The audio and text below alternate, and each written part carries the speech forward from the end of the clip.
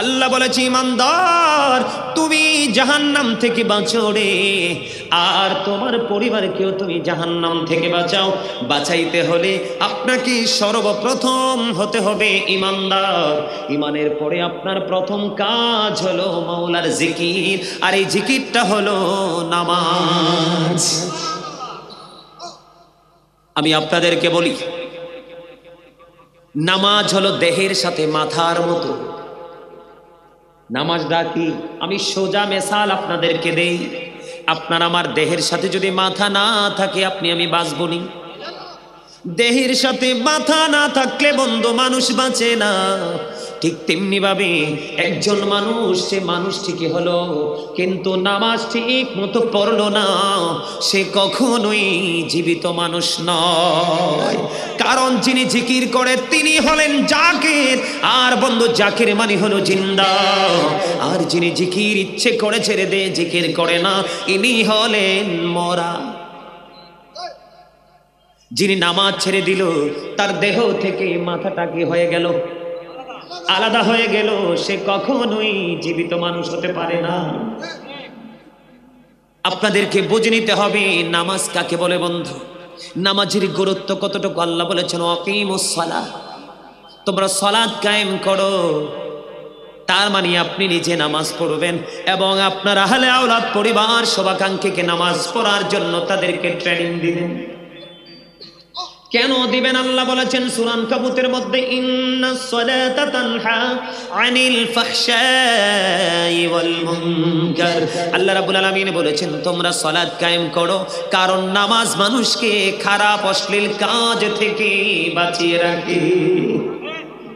সুবহানাল্লাহ বলেন না?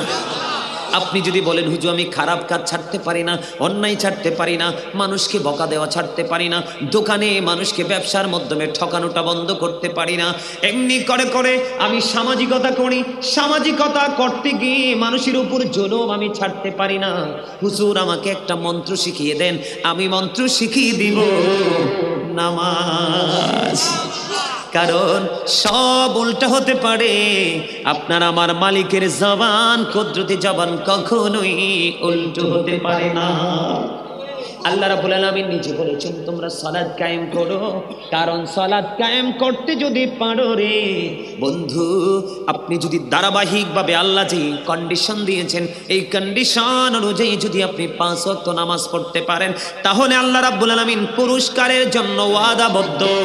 কিন্তু আল্লাহ যে কন্ডিশন দিয়েছেন, রাস্তা দেখিয়ে দিয়েছেন, ওই রাস্তা অনুযায়ী যদি আপনি নামাজ পড়তে না পারেন, তাহলে আল্লাহ রাব্বুল আলামিন পুরস্কারের ক্ষেত্রে বন্ধু ওয়াদাবদ্ধ নয়।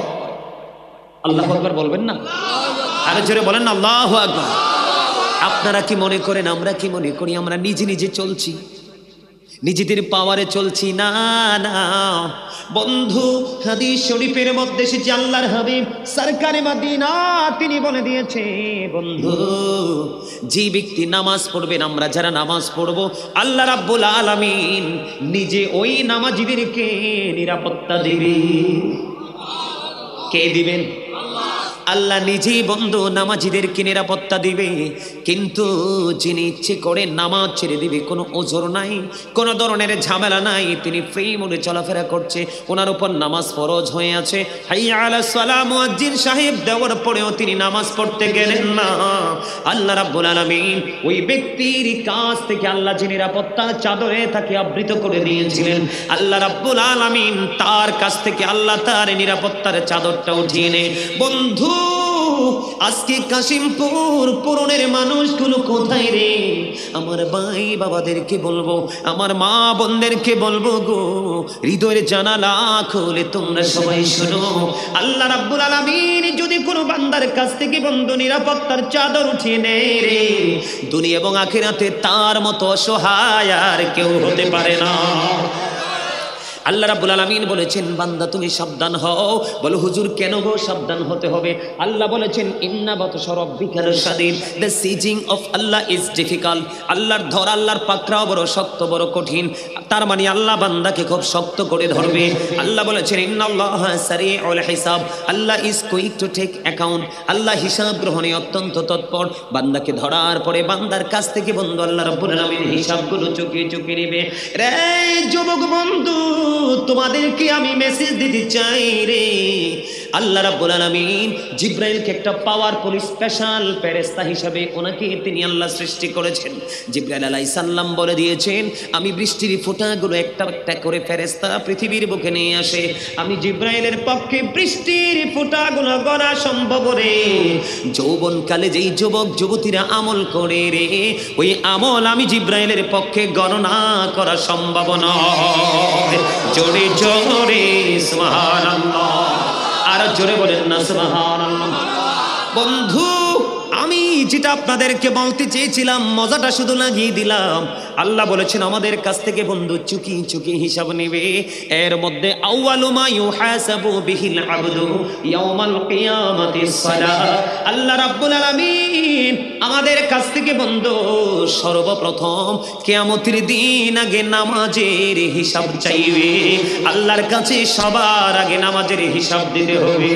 বাঁচতে পারবা না, মরতে পারবা না বন্ধু, পালাতেও পারবা না। আল্লাহ বলেছেন বান্দা তোমরা সাবধান হও। আল্লাহ বলেছেন লা ইয়ামুতু, পিপল উইল নট ডাই, সেদিন তোমাদের মরার কোনো সুযোগ নাই। আল্লাহ রাব্বুল আলামিন বলেছেন ফিহা ওয়ালা ইয়াহইয়া, people will not be able to live that day, সেদিন বাঁচার কোনো সুযোগ নাই, মানুষ সেদিন বাঁচতেও পারবে না। আল্লাহ বলেছেন ওমা হুম আনহা বিগাইবিন, ও বন্ধু people will not be able to escape that day, সেদিন মানুষ সেখান থেকে অদৃশ্য হতে পারবে না, পালাতেও পারবে না। জোরে জোরে বলেন আল্লাহু আকবার। তাহলে আপনার জিকিরের দরকার আছে না নাই? জিকিরটা আপনার আমার জন্য ফরজ। জিকির কি?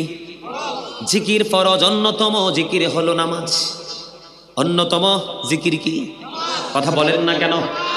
অন্যতম জিকির হলো নামাজ। এই নামাজ আপনাকে পরিপূর্ণ মানুষ বানাতে বন্ধু সাহায্য করে, সহযোগিতা করে। আমি আপনাদেরকে আরেকটা মজার খবর শোনাবো বন্ধু। আল্লাহর হাবিব সরকারে মদিনা তিনি বলেছেন আসসালাতুল খামস ওয়াল জুমআতু ইলাল জুমআতি ওয়া রমাদানু ইলা রমাদানা মুকাফফিরাতুল লিমা বাইনাহুন্না ইযা তুনিবাতিল কাবাইর। জোরে জোরে বলুন আল্লাহু আকবার। আল্লাহর হাবিব সরকারে মদিনা তিনি বলে দিয়েছেন আসসালাতুল খামস, 5 ওয়াক্ত নামাজ। কয় ওয়াক্ত? কথা বলেন না কেন? আপনারা যারা এখানে বসছেন কথা বলেন। এই আমার দাদারে সাথে ঘুমাইছে, ঘুমটা একটা দুষ্ট, এটা সময় টমে চায় না, এটা অটো চলে আসে, ঠিক না? কিন্তু আমার চাচতো ভাই খালতো ভাই এটি সব দি ইউ আর গ্রেট, একটার চোখও ঘুম নাই। সুবহানাল্লাহ। আর জোরে আর একটাই বইছে কর্নারে, এই যে 3টা এক লগে বইছে, এই খুব মজা করে আলোচনা শুনতেছে। আর এখানে বইছে কয়টা? ওই যে আমার স্বাস্থ্য ভাইটা কালাটা দেখতে হযরত বেলালের মতো কালা দেখা যায়। কার মতো? আরে কথা কয় না, সব দিচ্ছে কালা। এটাই আইয়া যে হাসি খুশিতে জিকির শুরু করছে, এটার অন্তরটা মনে হয় প্রেমে ভরা, খাইতেও আছে জিকিরও করতেছে। সুবহানাল্লাহ বলেন না কেন? আর জোরে ইয়া রাসূলুল্লাহ, জিন্দাবাদ জিন্দাবাদ জিন্দাবাদ জিন্দাবাদ। ওমা আমি সব সময় কই প্রেম কিন্তু চামড়ায় থাকে না, প্রেম থাকে কালবে, অন্তরে, রুহে। সুবহানাল্লাহ কোন? এক্সাম্পল দেখছেন নি? হ্যাঁ, লোকটা কিন্তু ছোটখাটো, বয়স আমার চেয়ে বেশি, কিন্তু আওয়াজটা খুব বিকট না? এটা হচ্ছে নবীর প্রেমিকদের সাউন্ড। এটা কবরে যাওয়ার পরেও সাউন্ডটা খুব স্ট্রং থাকবে। যখন প্রশ্ন করবে তোমাদের মধ্যে যে একটা নবী আইছিল, ওই নবী সম্পর্কে তুমি কি চিন্তা করছিলা, কি ভাবছিলা? ফেরেশতারা যখন প্রশ্ন করবে, বুখারী শরীফের মধ্যে আসছে, আমরা সবাই জানি কবরে 3টা প্রশ্ন হবে। কয়টা হবে? অধিক অধিক অধিক বেশি যারা রাসূলকে ভালোবাসে, রাসূলকে আদর্শ হিসাবে ধারণ করে নিয়েছে। কারণ আল্লাহর সকল বিধানের মডেল হলো আল্লাহর হাবিব। যাকে আপন করে নিয়েছে, ওই ব্যক্তি বলে ফেরেশতারা রে, ওই আমি সাক্ষ্য দিচ্ছি আল্লাহ ছাড়া কোনো মাবুদ নাই, তিনি হলেন আল্লাহর প্রিয় বান্দা এবং আল্লাহর প্রিয় রাসূল। জোরে জোরে কোন সুবহানাল্লাহ। বন্ধুরে আমার বলতে দেরি, ওই চাচার আওয়াজ দেখে আমার এই হাদিসটা মনে পড়ে গেল।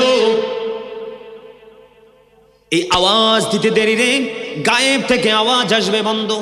আল্লাহ রাব্বুল আলামিন যখন অর্ডার দিবে, ইনি মুমিন, উনি আমার হাবিবের প্রেমিক। আমি আল্লাহ বলেছিলাম মাইয়ুতির রাসূলা ফাকাদ আতাল্লাহ, যেই ব্যক্তি আমার হাবিবের নির্দেশ মানলো, অর্ডার মানলো, সেজন্য আমি আল্লাহর অর্ডার মানলো। তার মানে আল্লাহ পাওয়ার স্টেশন হলো মদিনা, ঠিক কিনা বলে? আর জোরে। আপনারা সবাই জানেন বন্ধু, কবরটা মাত্র 3.5 হাত মাটির করে, দেখতে খুবই ছোট।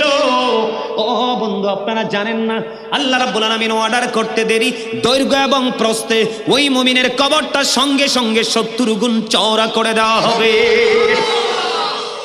সুবহানাল্লাহটা মজা হইছে না? লবণ ছাড়া খাবারের মতো, খাবারে লবণ না দিলে খাইতে পারবেন নি? বাপরে বাপ, বর্ডার আছে। এই যে এটা, যেই টাউটের টাউট, আপনি জোর করে ঢুকাইতে পারবেন না, ক্রসিং করবে না, ফালাই দিবে কিন্তু, ঠিক না ব্যাঠে? লবণ ছাড়া খাবার স্বাদ হয় না, স্বাদ না হইলে খাওয়া যায় না। প্রেমিক হতে না পারলে কোনোদিনও আমল মজা লাগবে না। শুধু এখানে এখান্ত নয়, কবরটা দৈর্ঘ্য এবং প্রস্থে আপনারা কি বলেন? পাতালে দিগিলে দৈর্ঘ্য প্রস্থ, আর চাষা ঠিক আছে আর মতো দৈর্ঘ্যে প্রস্থে, তার মানে লম্বা এবং, ঠিক কিনা বলে? কত গুণ চওড়া হবে? 70 গুণ চওড়া হবে, আর কিছু লাগেনি। আলোয় আলোয় বড়ে দিবে কবর। ও বন্ধু, তার কবরটা হয়ে যাবে জান্নাতের বাগান। আল্লাহ বলেছেন ওই বান্দার সম্পর্কে, আল্লাহ নিজে ওয়াজ করতেছেন, ইনদা রাব্বিহিম ইউরজাকুন, দি রিসিপোর্ট ফ্রম আল্লাহ। আল্লাহ রাব্বুল আলামিন ওই বান্দার জন্য জান্নাতি খাবার বরাদ্দ করেছে। আমরা জানি কবরে শোয়া দিয়ে আইসা বলি না, আল্লাহ কো আরে না, আমার হাবিবের পাগল যেটি দিয়ে আইলে এটি আমি আগে খাওন দিই। আরে সুবহানাল্লাহ কোন না, আরো জোরে। শুধু এখানে একান্ত নয় বন্ধু, মজার খবর আছে আরো। তখন তিনি সব কিছু যখন মজাদার হিসাবে পেয়ে যাবে, উনি চাইবেন পৃথিবীর বুকে ওনার আওলাদের কাছে ফিরে আসতে। ফেরেশতারা বলবে না না, আর ফিরে যাওয়ার সুযোগ নেই, তুমি নতুন বোর্ডের মতো ঘুমিয়ে যাও। কতদিন পর্যন্ত ঘুমাবো? যতদিন পর্যন্ত তোমার প্রিয়জন তোমাকে না ডাকবে, ততদিন পর্যন্ত তুমি নতুন দুলার মতো। সহজ মনে করছেন বিষয়টা? আমি তো ওইদিকে ঢুকি নাই, ঢুকলে না মজাটা কইতে পারতাম। আমার আলোচনা একদিকে, কারণ এখন মানুষ মসজিদগুলো অত্যন্ত ডিজাইনেবল, কিন্তু মুসল্লি নাই মসজিদে। বন্ধু, এই জন্য আমি আপনাদেরকে বলে দিতে চাই, আমি বলতেছিলাম হাদিস শরীফটা আমার দিকে তাকান। 5 ওয়াক্ত নামাজ, কয় ওয়াক্ত? আসসালাতুল খামস, 5 ওয়াক্ত নামাজ। এখানে কিন্তু বড় মজা লুকায়িত আছে। অল জুমআতু ইলাল জুমআহ ওয়া রমাদানু ইলা রমাদান মুকাফফিরাতুল লিমা বাইনাহুন্না ইযা তুনিবাতিল কাবাইর। আল্লাহর হাবিব সরকারে মদিনা তিনি বলেছেন, বন্ধু দেখেন নামাজ পড়লে লাভটা কি, মজাটা কি? ফজর পড়ার পরে জোহর পর্যন্ত গ্যাপ আছে না নাই? জোহরের পরে আসর পর্যন্ত। এখন দিন বড় হচ্ছে, লম্বা হচ্ছে গ্যাপটা। আসরের পরে মাগরিব পর্যন্ত, মাগরিবের পরে এশা পর্যন্ত একটা লম্বা গ্যাপ। এই যে বন্ধু লম্বা একটা গ্যাপ আমরা পেয়ে গেলাম, গ্যাপের মধ্যে আমরা বন্ধুর বাড়িতে যাই, চা দোকানে যাই, শপিং মলে যাই, কত ধরনের কথাবার্তা হয় কি হয় না? চোখের দৃষ্টি অনেক সময় নোংরা দিকে যায়, চোখের পাপ হয়ে গেছে। অনেক সময় মানুষের মনের অজান্তে গীবত বলে বলে পাপ হয়ে গেছে। এমনি করে করে বিভিন্ন রকমের পাপ যখন হয়ে যাবে, আল্লাহর হাবিব সরকারে মদিনা তিনি বলে দিয়েছেন, তুমি যখন 5 ওয়াক্ত নামাজ যখন সুন্দর করে পড়বে, তাহলে তোমার ওই যে 1 ওয়াক্ত নামাজের পরে আরেক ওয়াক্ত, এখানে রাসূল একত্রিত করেছেন 5 ওয়াক্ত নামাজের গ্যাপে গ্যাপে যে অন্যায়গুলো হয়ে যায়, ওই নামাজগুলো পড়ার কারণে গ্যাপের গুনাহগুলি মাফ হয়ে যায়। ওয়াল জুমআতু ইলাল জুমআহ, এক জুমা থেকে আরেক জুমা পর্যন্ত লম্বা একটা সময় আছে না নাই? কথা বলেন না কেন? একটি সপ্তাহের ব্যবধান বন্ধু, কত ধরনের পাপ আমরা করে ফেলি। আমার নবীজি বলে দিয়েছেন, তুমি এই শুক্রবারে জুম্মার নামাজ পড়েছো, পরের শুক্রবারে আবার জুম্মা পড়েছো, এই যে দুই পাশের জুম্মা পড়ার কারণে মাঝখানের গুনাহগুলো মাফ হয়ে গেছে। এরপরে বলেছেন রমাদানু ইলা রমাদান, এক রমজান থেকে আর এক রমজান পর্যন্ত লম্বা একটা গ্যাপ আছে না নাই? কথা বলেন না কেন বন্ধু? 360 দিনে যদি এক বছর ধরি, তাহলে এই বছরে 30 দিন, ওই বছরে 30 দিন, ধরেন 29 দিন বাদে দিলাম, 60 দিন মাইনাস হয়ে গেল কয় দিন? আর অবশিষ্ট আছে বন্ধু 60 দিন। কত কি করেছি, কত অন্যায় করেছি। আল্লাহর হাবিব বলে দিয়েছেন, এক রমজান থেকে আরেক রমজানের মাঝখানে যেই অপরাধগুলো তোমরা করেছো, ওই দুই দিকের রমজানের কারণে পবিত্র পরিপূর্ণভাবে রাখার কারণে তোমার এক বছরের গুনার কাফারা হয়ে গেল। তবে নবীজি বলেছেন, মুকাফফিরাতুল লিমা বাইনাহুন্না ইদাদাতুন লিমাতিল কাবাইর, তবে শর্ত হলো কবিরা গুনাহ থেকে বেঁচে থাকতে হবে, ইচ্ছে করে কবিরা গুনাহ করা যাবে না। কিতা খালি ইশারা দিতেছেন কেন? কিতা কোন আমার কাছে? সবাই ডিনার করবে, যান ডিনার করে আসেন। আরে এটা খুব দুর্বল জিনিস। টাইম মতো দুপুরে যদি লাঞ্চ না হয়, সকালে ব্রেকফাস্ট না হয়, রাতে ডিনার না হয়, এটা কিন্তু বেইমানি করে ফেলে। কি বেইমানি? দেখবেন গ্যাসে ট্যাসে অবস্থা খারাপ, ঠিক নেই? যান আগে মাজারটা ঠান্ডা করে, ঠিক না? আমার একটা ছোট ভাই আছে, একটু মজা করে কথা বলতো আর কি, এখনো আল্লাহ রাখছে আছে। হাতে পেটে খিদা লাগলে বলতো, মা আমার মাইদের বাড়িতে আগুন লাগছে। অনেকে আমরা বুঝতাম না আসলে কি কয়, আসলে তো মাইদের বাড়ি এটা, ঠিক না? আরো জোরে একটু হাসি টাসি দিতে পারেন না? আরে হাসলে তো হাতটা ভালো থাকবো। আর আমনে যদি সব সময় যদি ওই পেঁচা দেখছেন নি, পেঁচা দেখেন নাই? আমি দেখছি, কিন্তু কি মুখটা ভার করে বসে থাকে গাছের ডালায়, এটা দেখলেও মনে হয়েছে মনটা খারাপ হয়ে যায়। ওই সমস্ত ওই সুরতে যদি থাকেন বেশি দিন বাঁচতেন না। বলে হুজুর এটা কি তা কইলেন? মানুষ তো মানুষের জন্য, মানুষ তো আল্লাহ বানাইছে একলা থাকার জন্য না, ঠিক না? তো একলা একলা থাকতে থাকতে হাড়টা দুর্বল হয়ে স্পট দেন, জাগাত শেষ, ঠিক না? এই জন্য মাঝে মাঝে একটু হাসি দিবেন। ওয়াজটা কি মজা লাগছে না? আরে মানুষের জীবনকে পরিবর্তন করার জন্য একটা হাদিস শরীফে যথেষ্ট। চমৎকার না? শুধু এই হাদিস শরীফটা মাথায় যদি রেখে যেতে পারেন, তাহলেই হয়ে যাবে জীবনটা ধন্য। আরো জোরে বন্ধুরে আমার, আমি আরেকটা মজার জিনিস আপনাদের সাথে আমি যুক্ত করবো। এখন কি শীতকাল তো চলে, প্রচন্ড ঠান্ডা। আজকে সকালবেলা মাত্র ছিল 9 ডিগ্রি সেলসিয়াস। একেবারে খারাপ অবস্থা আমাদের দেশের জন্য বন্ধু। আমরা পানি মাটির মানুষ, আমরা কিন্তু ইউরোপিয়ানদের মতো না, ঠিক না বন্ধুরে আমার? হযরত আবু যর রাদিয়াল্লাহু তাআলা আনহু থেকে হাদিস খানা বর্ণিত। তিনি বললেন, নবীজি শীতের দিনে বের হলেন ওনাকে সঙ্গে নিয়ে যখন বন্ধু বের হলো, বের হওয়ার পরে দেখতে পাইলেন গাছের পাতাগুলো বিরামহীন ভাবে ঝরে ঝরে পড়ছে। গাছের পাতাগুলো যখন ঝরে ঝরে পড়ছে রে, আমার নবী আবু যরকে ডাক দিলেন। নবীজি গাছের ডাল স্পর্শ করলেন, আবু যরকে ডাক দিলেন। আবু যর উত্তর দিলেন, ইয়া রাসূলুল্লাহ আমি হাজির। নবীজি বললেন, রে আবু যর, তুমি চাইয়া দেখো, শীতের কারণে শুষ্ক হয়ে যে গাছের পাতাগুলো ঝরে ঝরে পড়ছে। আল্লাহর প্রিয় বান্দা, আমি নবীর উম্মত, যারা নামাজের মাধ্যমে আল্লাহর কুদরতি কদমে মনটা ভরে সিজদা দিবে, ওই শীতের দিনের গাছের পাতার মতো তার আমল নামা থেকে সবগুলো গুনাহ ঝরে পড়ে যাবে। জোরে জোরে বলেন না সুবহানাল্লাহ, আর জোরে বলেন সুবহানাল্লাহ। কথাটা কিন্তু সহজ নয়। আল্লাহর হাবিব ওই শীতের দিনের গাছের পাতার সাথে তুলনা করেছে, আমরা যেন সহজে বন্ধু বিষয়টাকে বুঝতে পারি, আমাদের বুঝতে যেন কোনো অসুবিধা না হয়। আপনাদের এলাকায় শীতের দিনে গাছের পাতা সব ঝরে যায় না?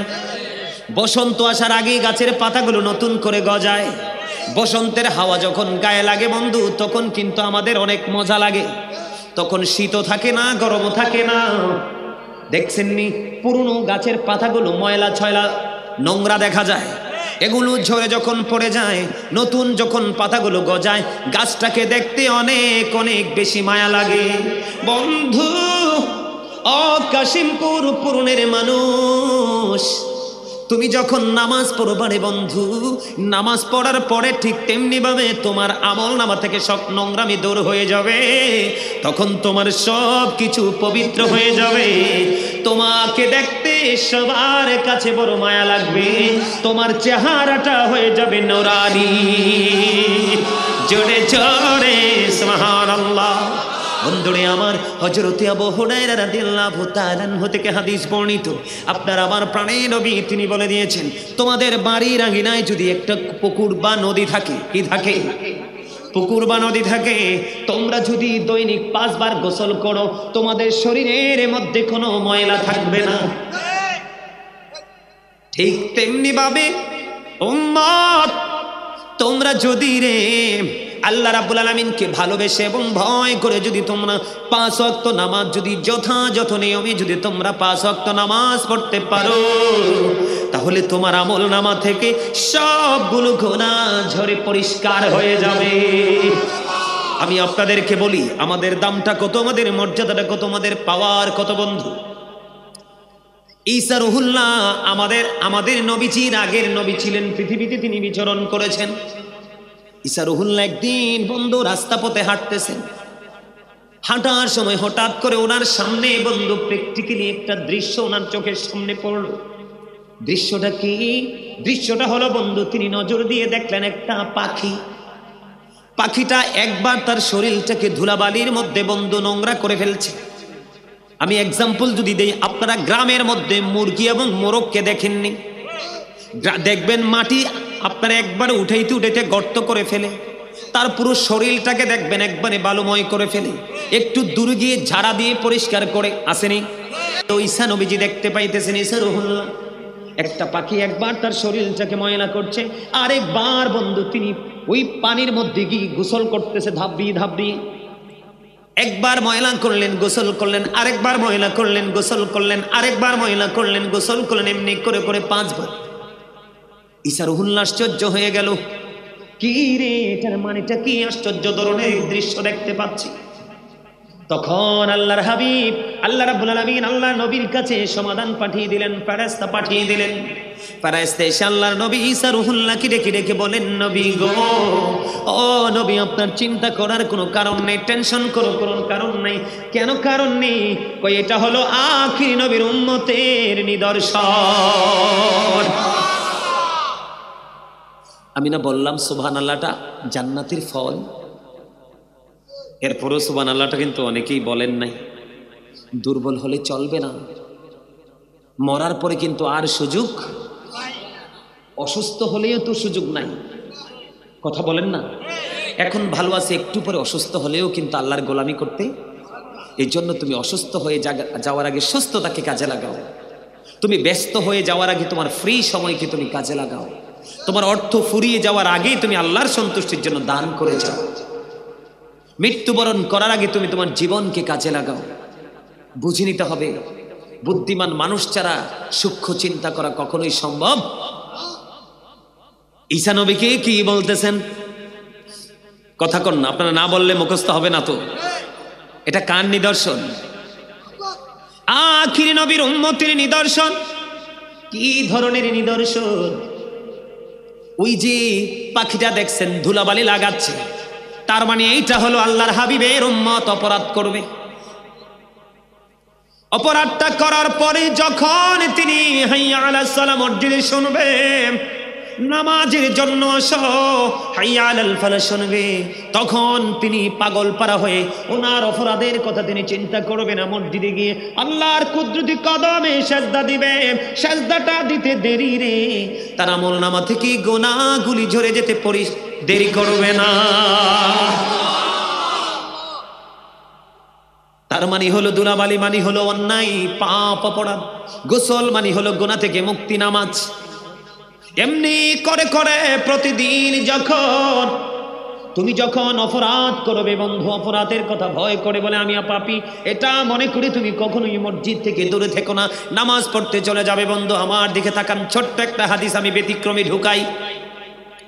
অনেক মানুষ কিন্তু নিজেকে অনেক বড় পাপী অপরাধী মনে করে সে নামাজ পড়ে না, মসজিদে যায় না, আমি তো অন্যায় করেছি, এই কাজ কখনো করবেন না। আল্লাহর হাবিব সরকারি মদিনা তিনি বলে দিয়েছেন, তুমি পাহাড় পরিমাণ অন্যায় করেছো, যদি মৃত্যুবরণ করার পূর্বে তুমি আল্লাহকে ভয় করে আল্লাহর কাছে ক্ষমা চেয়ে যদি মাসির মাথার সম পরিমাণ একটা ফোঁটা চোখের পানি যদি তুমি পালাইতে পারো আল্লাহর দরবারে, তাহলে তোমার সমস্ত জীবনের গুনাহ মাফ হয়ে যাবে, জাহান্নামের আগুনটা তোমার জন্য হারাম করে দেওয়া হবে। আপনারা বুঝেন নাই তো? শয়তান কইছে আল্লাহ তোমার বান্দা যতদিন পর্যন্ত বিচরণ করবে ততদিন পর্যন্ত আমি পথভ্রষ্ট করব। আল্লাহকে তোরে তোর ক্ষমতা দিলাম, আমার কত শুনে রাখ, আমার বান্দা যেই পর্যন্ত আমার কাছে ক্ষমা চাইতে থাকবে সেই পর্যন্ত আমি ক্ষমা করতেই থাকবো। কারণটা কি? এত আমাদেরকে এত এক্সপেক্ট করার কারণ কি? আল্লাহ বলেছে ফি আই সূরাতিন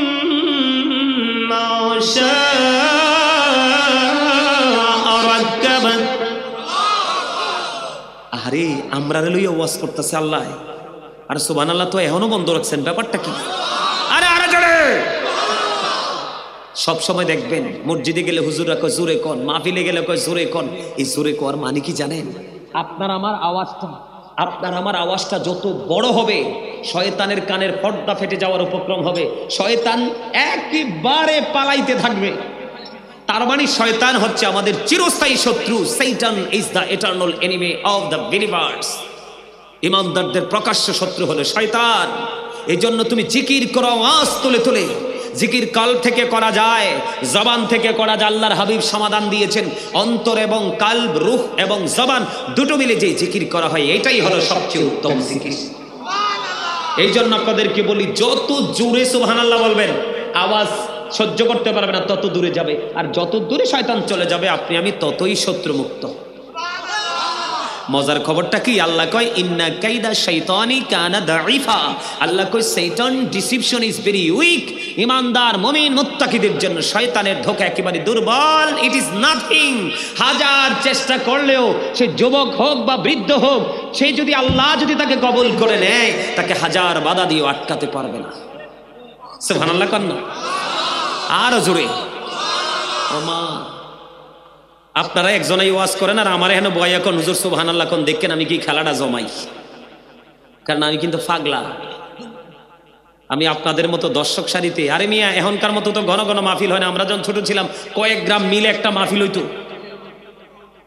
সব প্রত্যেকটা মাহফিলের প্রথম মুসল্লি ছিলাম আমি। আমার যতটুকু মনে পড়ে আমি যে খেয়াল করতাম হুজুর কোথায় বসে আলোচনা করবে, হুজুর যেখানে বইব ঠিক নাক বরাবর বসতাম, হুজুরের আওয়াজ যত বড় তার চেয়ে বেশি দরুদ পড়তাম। হয়তো এই কারণে আজকে আল্লাহ রাব্বুল আলামিন গোলাম হিসাবে কবুল করেছেন। প্রত্যেকটা প্রোগ্রামে হয় প্রধান বক্তা না হয় প্রধান অতিথি, চাইলেও ছোট জায়গায় আসতে পারি না। এটা আমি অহংকার করে বলছি না ভাই। একদিন একটা প্রোগ্রাম, ভাই আমাকে এশারের পরে মাইক দেন, কয় না হুজুর আপনারা আমরা প্রধান রাখবো, এশারের পরে মাইক দিব না, এবার না হইলে আগামী বছর। এটা মালিক প্রদত্ত একটা নিয়ামত। কথাটাকে বুঝতে পারছেন? আমার আপনাদেরকে বোঝানোর জন্য এক্সাম্পল দিছি। তার মানে আপনার আমার ভয় করার কোনো কারণ নাই। তার আরেকটা মজার বিষয় হলো নবীজি পৃথিবীতে এসে বলেছেন রব্বি হাবলি উম্মতি। কিয়ামতের দিন নবীজির জবানে থাকবে রব্বি সাল্লিম, শুধু উম্মতের শান্তি নিরাপত্তা কামনা করবে। আপনার আমার কান্ডারি একজন আছেন, সেটা হলো সরকারি দুজাহা ইমামুল রাহমাতাল লিল। নবীকে আপনারা নিশ্চয়ই ভালোবাসেন। নবীকে যদি কেউ ছোট করে এই ছোট কথা কি কখনো গ্রহণ করবেন? নবীকে যদি কেউ আংশিক ছোট করে কথা বলে আপনারা কি তার সাথে প্রেম রাখবেন? রাখবেন না। কারণ হচ্ছে কি জানেন, নবীকে কথার দ্বারা, চিন্তার দ্বারা, সাপোর্টের দ্বারা কোনো না কোনো ভাবে যদি প্রত্যক্ষ পরোক্ষভাবে ভিতর ভাইর থেকে কোনো না কোনো অংশ দিয়ে যদি নবীকে ছোট করা হয় তখন কিন্তু সে আর ইমানদার থাকে। আমাদের ইমানই হলো নবী, কারণ নবীকে ভালোবাসার সর্বোচ্চ মর্যাদা দেওয়া আমাদের জন্য ফরজ, ইভেন নবীর আহলে বাইত পরিবার সহ। কারণ এই যে নামাজ দিয়ে তো ওয়াজ করতেছি, মজা করতেছি, নামাজ পড়তেছি, আপনার আমার মাজাই কুলাইতো না। জানেননি আপনারা? বন্ধুরে আমার, এই তো চলছে মেরাজের রজনী বন্ধু। আল্লাহর হাবিব মেরাজ করেছেন সশরীরে, আর আমাদের জন্য মেরাজ দিয়ে এসেছেন নামাজ। আমরা আল্লাহর সাথে কথা বলি নামাজের মাধ্যমে। তাহলে আমরা কিন্তু জুদা নই। আল্লাহর হাবিবের প্রেমের মধ্যে একটা নিদর্শন, আমাদের জন্য 50 ওয়াক্ত নামাজ বরাদ্দ।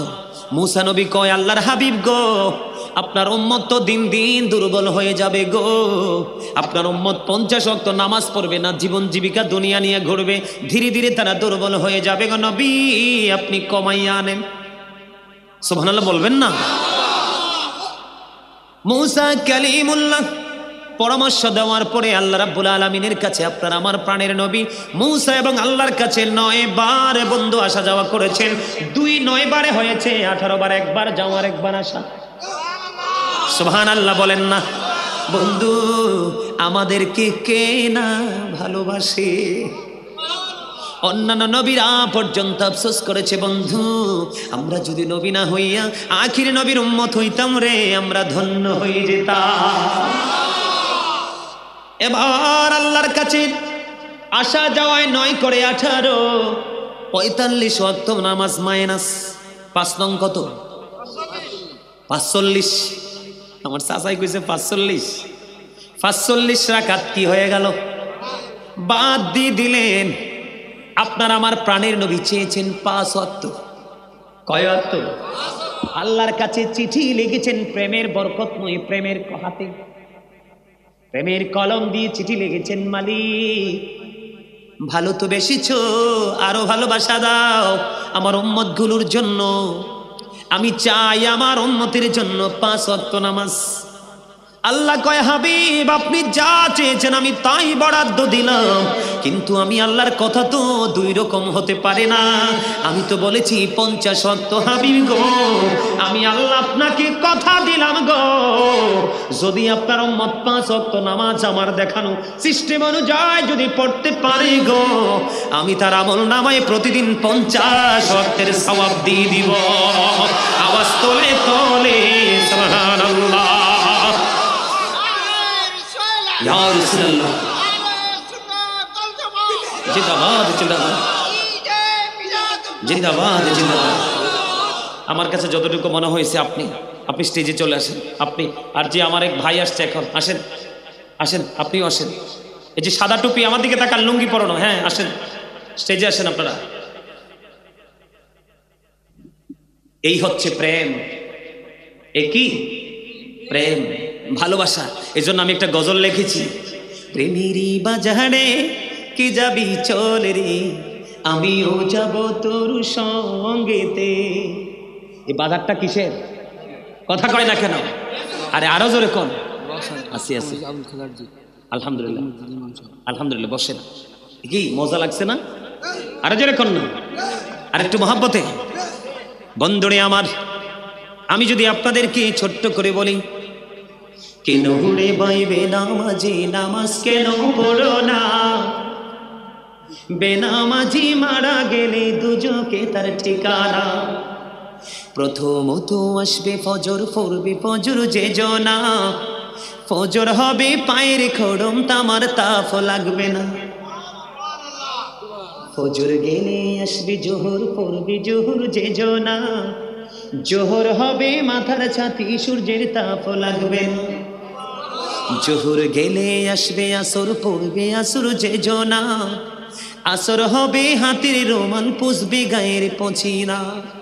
আসর গেলে আসবে মাগরিব, পড়বে মাগরিবি যে জনা, মাগরিবে হবে খাওয়ার সম্বল, পিপাসা তো লাগবে না। মাগরিবে গেলে আসবে ঈশা, পড়বে ঈশা যে জনা, ঈশা হবে হাতের লাঠি, বড় ভয় থাকবে না। ঈশা হবে হাতের বাতি, অন্ধকারও থাকবে না। বলেন কেন হুড়ে বাইবে নামাজি নামাজ কেন পড়ো না, বেনামাজি মারা গেলে দুজকে তার ঠিকানা। বন্ধু ইচ্ছে করে নামাজ ছেড়ে দিও না, কম পক্ষে 2,88,00,000 বছর জাহান্নামে থাকতে হবে রে।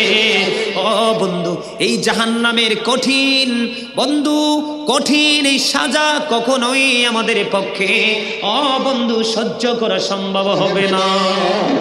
বন্ধুরে আমার, নামাজ এটা আল্লাহর কাছে সবচেয়ে প্রিয় জিনিস।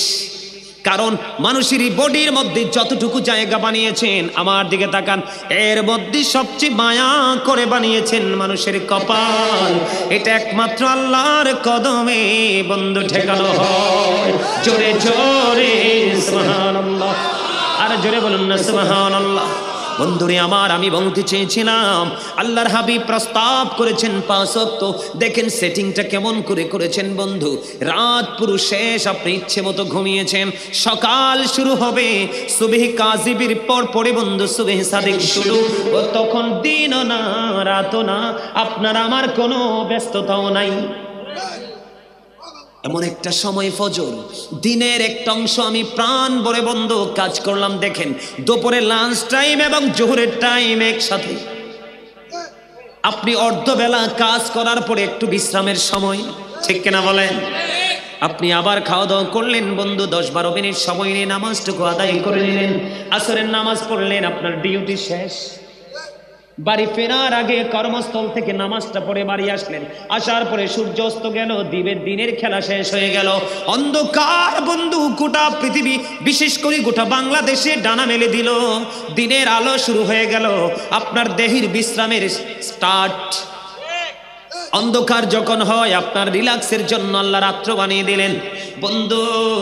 আপনি তখন মাগরিবটা পড়লেন, খাওয়া দাওয়া শেষ করলেন, এশারের সময় শোয়ার সময় আপনি নামাজটা পড়ে ঘুমালেন। আমার দিকে তাকান বন্ধু, অনেক বড় একটা হাদিস, হযরতে সামুরা ইবনে জুনদুব রাদিয়াল্লাহু তাআলা আনহু থেকে হাদিস সানা বর্ণিত। আপনারা কি বিরক্ত হন? আপনারা বিরক্ত হলে কিন্তু আমি ছেড়ে দিব। বিরক্ত হন না? আলহামদুলিল্লাহ। আমার দিকে তাকান, অনেক লম্বা হাদিসটা বন্ধের মধ্যে একটা পয়েন্ট আমি তুলে ধরবো। ফার্স্ট যে পয়েন্টটা, সেটা হলো বন্ধু, আমার নবীজি বললেন, আমার কাছে 2জন ফেরেশতা আসলো, এসে বলল, নবী গো চলুন আপনাকে নিয়ে ভ্রমণ করে আসি। নবীজির স্বপ্নটাই বন্ধু উহি। সুবহানাল্লাহ বলেন না আরো জোরে। নবীজি বললেন, আমি স্বপ্ন যুগে 2জন আমার কাছে এসে বললেন, নবী গো আপনি চলুন আপনাকে নিয়ে ঘুরে আসবো। নবীজি যখন ঘুরতে চলে গেলেন, এর মধ্যে প্রথম যে দৃশ্যটা তিনি দেখতে পাইলেন, আমার নবীজি দেখলেন একজন ব্যক্তিকে বন্ধু বারবার শুধু পাথর নিক্ষেপ করা হচ্ছে, মাথাটা তার চারপাশ বন্ধু ভেঙে যাচ্ছে। আপনার আমার মাথায় যদি ভয়ঙ্কর পাথর, সাদা সাদা পাথরগুলো নিক্ষেপ করা হয়, মাথা কি ভাঙবে না আস্থা থাকবে? শুধু বন্ধু পাথর নিক্ষেপ করতেছে বন্ধু, মাথাটা ভেঙে যাচ্ছে, একবারে চারপাশ ভেঙে চৌচির হয়ে যাচ্ছে। আবার পাথরগুলো চতুর্দিকে ছড়িয়ে ছিটিয়ে যাচ্ছে। ওই ব্যক্তিটা যিনি পাথরটা নিক্ষেপ করতেছেন, উনি আবার পাথরগুলো কুড়িয়ে আনতে গেলেন। পাথরগুলো কুড়িয়ে আনতে আনতে চাইয়া দেখলেন ওনার মাথাটা আবার বন্ধু পরিপূর্ণ ইনটেক হয়ে গেছে। কি রে, কি আশ্চর্য ধরনের ঘটনা! নবীজি বললেন, কি রে সে আশ্চর্য ধরনের ঘটনা? নবীজি ওনাকে প্রশ্ন করলেন ফেরেশতাদেরকে, ফেরেশতারা রে বলে দাও না, ওই যে লোকটা কে রে, ওই লোকটার কেন এই সাজাটা বহাল থাকছে, কন্টিনিউ তাকে পাথর নিক্ষেপ করা হচ্ছে, মাথাটা ভেঙে একেবারে আপনার কাঁচামরিচের ভর্তার মতো হয়ে যাচ্ছে। আবার যখন পাথরগুলো খুঁজে খুঁজে আনতে যাচ্ছে, আবার একত্রিত করার আগে তার মাথাটা আবার কি হয়ে যাচ্ছে, পরিপূর্ণ একত্রিত হয়ে যাচ্ছে। রহস্যটা কি, তার অপরাধ কি? এবার ওই ফেরেশতারা ডেকে ডেকে বলছে, রে বন্ধু, ইয়া রাসূলুল্লাহ, ইয়া হাবিবাল্লাহ, নবী গো, ওই লোকটার অপরাধ হলো 2 রকম। কন্টিনিউসলি 2 ধরনের অপরাধ করে ঘুমায়। ইয়া রাসূলুল্লাহ, প্রথম অপরাধ হলো ওই লোকটা কোরআন তেলাওয়াত শিখেছিলেন অত্যন্ত চমৎকার করে। তিনি কোরআন তেলাওয়াত শিখার পরে তিনি কোরআন তেলাওয়াত, কোরআন থেকে দূরে থাকতে থাকতে তিনি কোরআনটা ভুলে গেছে। নাউজুবিল্লাহ বলেন না। আমাদের মধ্যে দেখবেন অনেক আছে এরকম, কোরআন এক সময় ভালো তেলাওয়াত করতো, চর্চা নাই, যে রিসাইট নাই, এই জন্য সে আবার কি হয়ে গেছে, কোরআনটাকে ভুলে গেছে। কি আমার দিকে তাকান, কি হয়ে গেছে? কোরআনটা তেলাওয়াত করতেন খুব মজা করে, কিন্তু কোরআন তিনি ভুলে গেলেন। এবার আমার দিকে তাকান বন্ধু, 2 নাম্বার অপরাধটা কি গো? 2 নাম্বার অপরাধটা হলো আমার নবী বলেছেন সে প্রত্যেকটা রাত্রে এশারের নামাজটা ইচ্ছি করে ছেড়ে ছেড়ে সে ঘুমিয়ে যাইত। এই জন্য কন্টিনিউ তার এই সাজাটা বহাল। ওই যে আমি বলেছিলাম লা ইয়ামুতু, মরতে পারবা না, ফিহা ওয়ালা ইয়াহইয়া, বাঁচতেও পারবা না, ওয়ামা হুমান হাবি গায়বিন, ওখান থেকে তুমি আর পালাইতেও পারবা না। বন্ধু বড় দুঃখ, ও বন্ধু এই যন্ত্রণা কেমন করে সহ্য করব? এই জন্য আমি বলবো নামাজ কখনো ছাড়া যাবে না।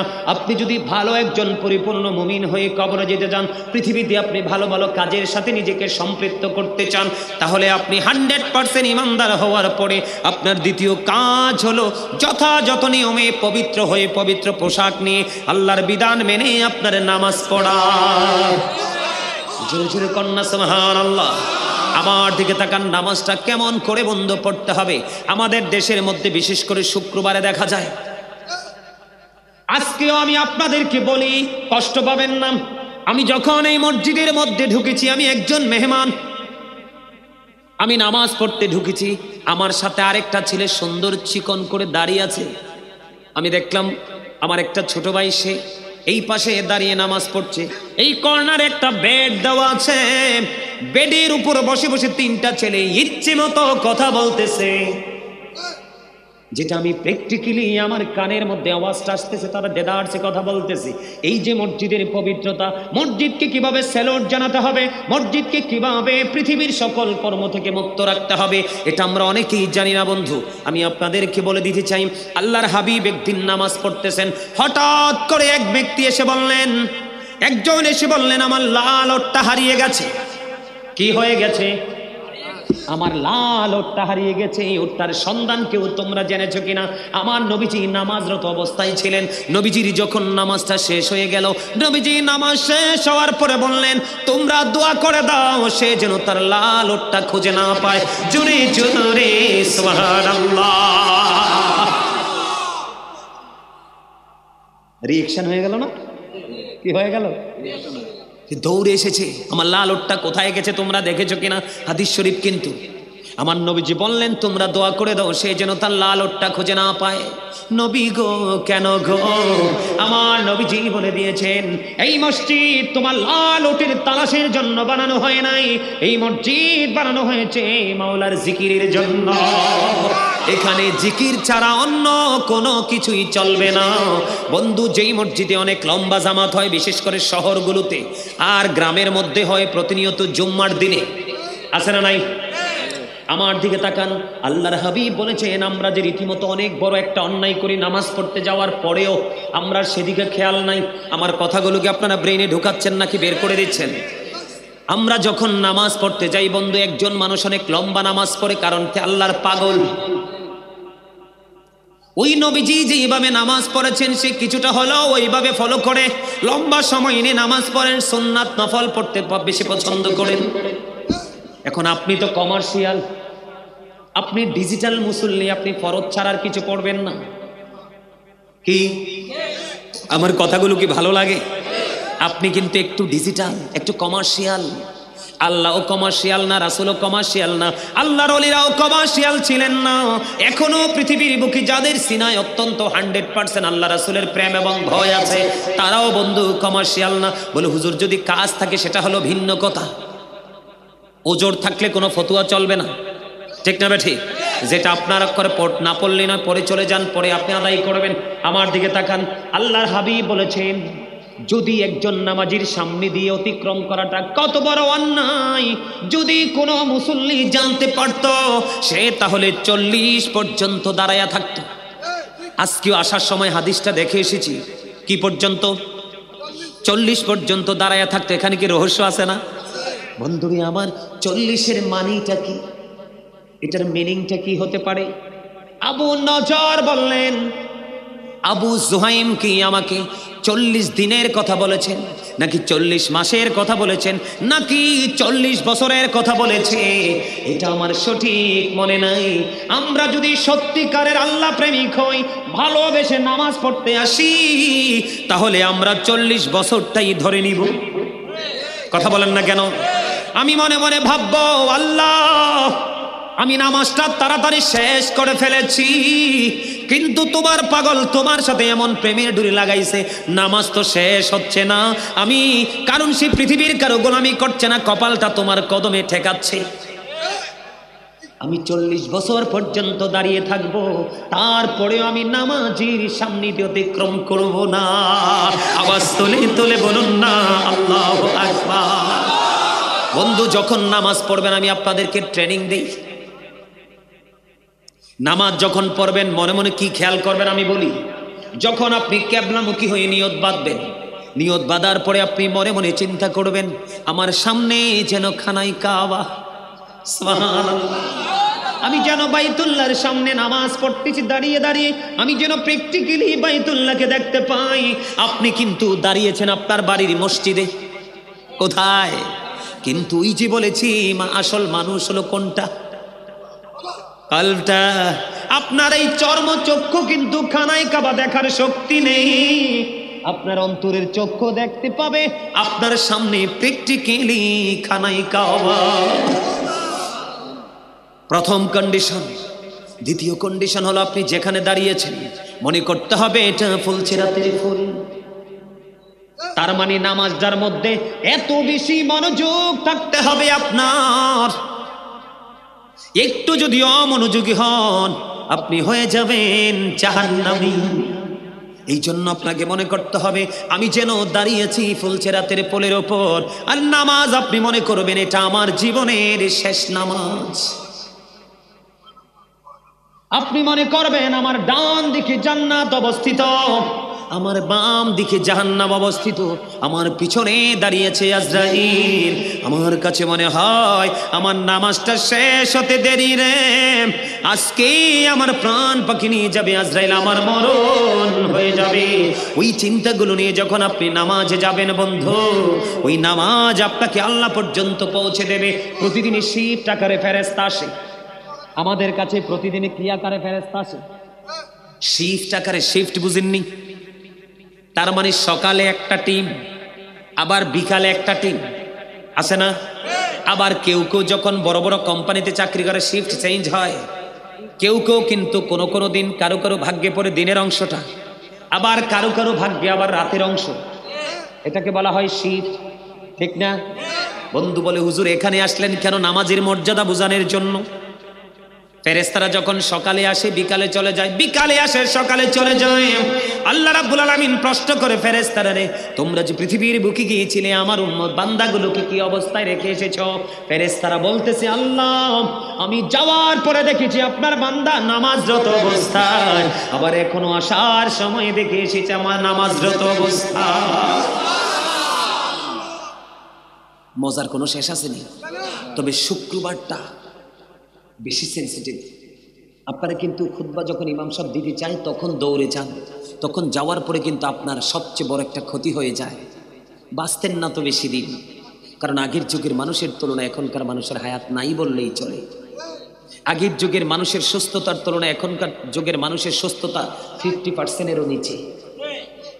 আগের যুগের মানুষের যে সুন্দর মানসিকতা সেই তুলনায় এখনকার যুগে সুন্দর মানসিকতার ইয়াং ছেলেদেরকে খুঁজে পাওয়াই মুশকিল। কথা বলেন না? আমি ভুল বলছি? আপনার সামনে দেখেন কত সুস্বাদু খাবার, কিন্তু আপনার বডিতে এমন বেদি বাসা বেঁধেছে, সামনে থাকার পরেও খেতে পারছেন না। আমরা পারছি না, এটা আমাদের কর্মের ফল। কিসের ফল? আরো জোরে বলেন না, কিসের ফল? কর্মের ফল। বন্ধু আমি আপনাদেরকে বলি, জুম্মার দিনে যে আপনারা খুতবা দেওয়ার সময় যে দৌড়ে চলে যান, জুম্মার দিনের তালিকায় ফেরেশতাদের তালিকায় যে আপনার নামটা ওঠার কথা সেটা তো উঠছে না। বলে হুজুর কেন গো, সেই তালিকা থেকে আমি কেন আউট হয়ে গেলাম? আউট হয়ে যাওয়ার কারণ হলো বন্ধু, যখন ইমাম সাহেব খুতবা দেওয়ার জন্য মসজিদের মিম্বরে দাঁড়িয়ে যায়, খুতবাটা এতটাই জরুরি, এতটাই গুরুত্ব বন্ধু, যেই ফেরেশতারা আপনার লিস্ট করাই নিয়ে যেতে থাকে। আল্লাহর অর্ডার হলো যখন ফেরেশতারা খুতবা দেওয়া ইমাম সাহেব খুতবা দিবে তখন তুমি তোমার ডায়েরিটাকে ক্লোজ করে নাও, বন্ধ করে নাও, তুমিও ওই ইমাম সাহেবের খুতবার জন্য দাঁড়িয়ে যাও। আমরা কতটাই কপাল পোড়া। ফেরেশতারা কি জাহান্নামে যাবে? তারা জান্নাতের খাদেম। ঠিক কিনা বলে? আমাদের জন্য তারা খাদেম হিসাবে কাজ করবে। ওই ফেরেশতাদের মধ্যে যদি এটা থাকে, আপনার আমার মধ্যে আরো বেশি থাকা দরকার না? কিন্তু আপনি আমি কি করছি না? ওই কাজটা বন্ধু আপনি আমি করছি না। নামাজ যদি পড়তে হয়, আল্লাহর গোলামি যদি করতে হয়, করার মতো করবেন। যেই ব্যক্তি জুমার দিনে সবার আগে মসজিদে যাবে এবং সবার পরে মসজিদ থেকে বের হবে, ওই ব্যক্তির প্রত্যেকটা কদমে কদমে তার আমল নামায় 1 বছরের নফল ইবাদতের সওয়াব দেওয়া হবে। কথা কি বুঝছেননি? তার মানে আপনার বাড়ি যাইতে যতগুলো কদম লাগবে, প্রত্যেকটা কদমের বিনিময় আলাদা আলাদা করে 1 বছর করে করে নফল ইবাদতের সওয়াব দেওয়া হবে। আমরা জেনে বুঝে আমরা কত ধরনের নিয়ামত থেকে বঞ্চিত। ঠিক না ঠিক? শোনেন, সিয়াসিত্তার অন্যতম গ্রন্থ বুখারী শরীফ। বুখারী শরীফের নির্মাতা যিনি ইমাম বুখারী, ঠিক কিনা? ইমাম বুখারী রাদিয়াল্লাহু তাআলার নাম শুনেন না আপনারা? আমি আপনাদেরকে বলি বন্ধু, নামাজটা কতটা তাকওয়া নিয়ে পড়তে হবে। ইমাম বুখারী নামাজে দাঁড়িয়ে গেল। আপনাদের এলাকায় বেঙ্গুল বা বোমরা আছে না? বল্লা বল্লা আপনারা কি বলেন? একটি হচ্ছে কালো, আরেকটি হচ্ছে হলুদ। হলুদটার তুলনায় কালোটা বেশি ভয়ঙ্কর, দেখতে একটু হিংস্র লাগে, আছে না নাই?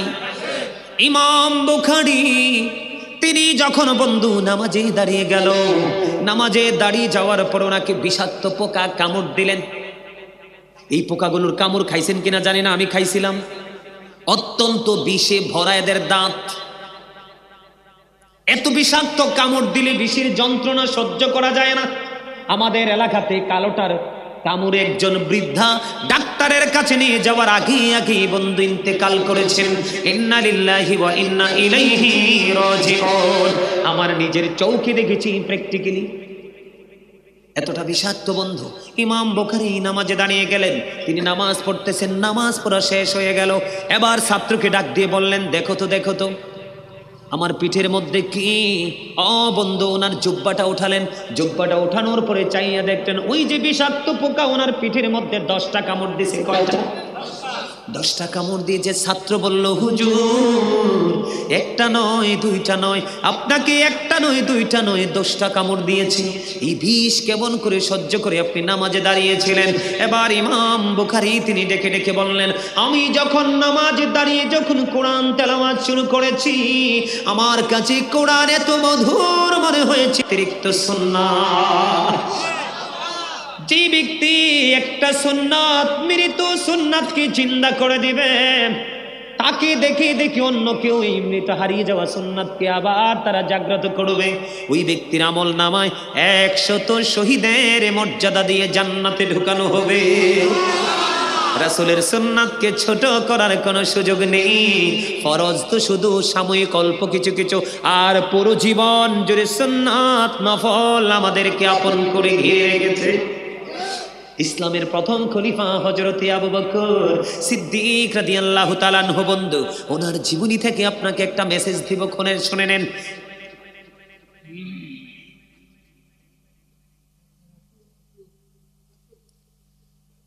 আপনারা এই আলোচনাটা শুনলে আপনাদের হৃদয়টা ওলটপালট হয়ে যাবে।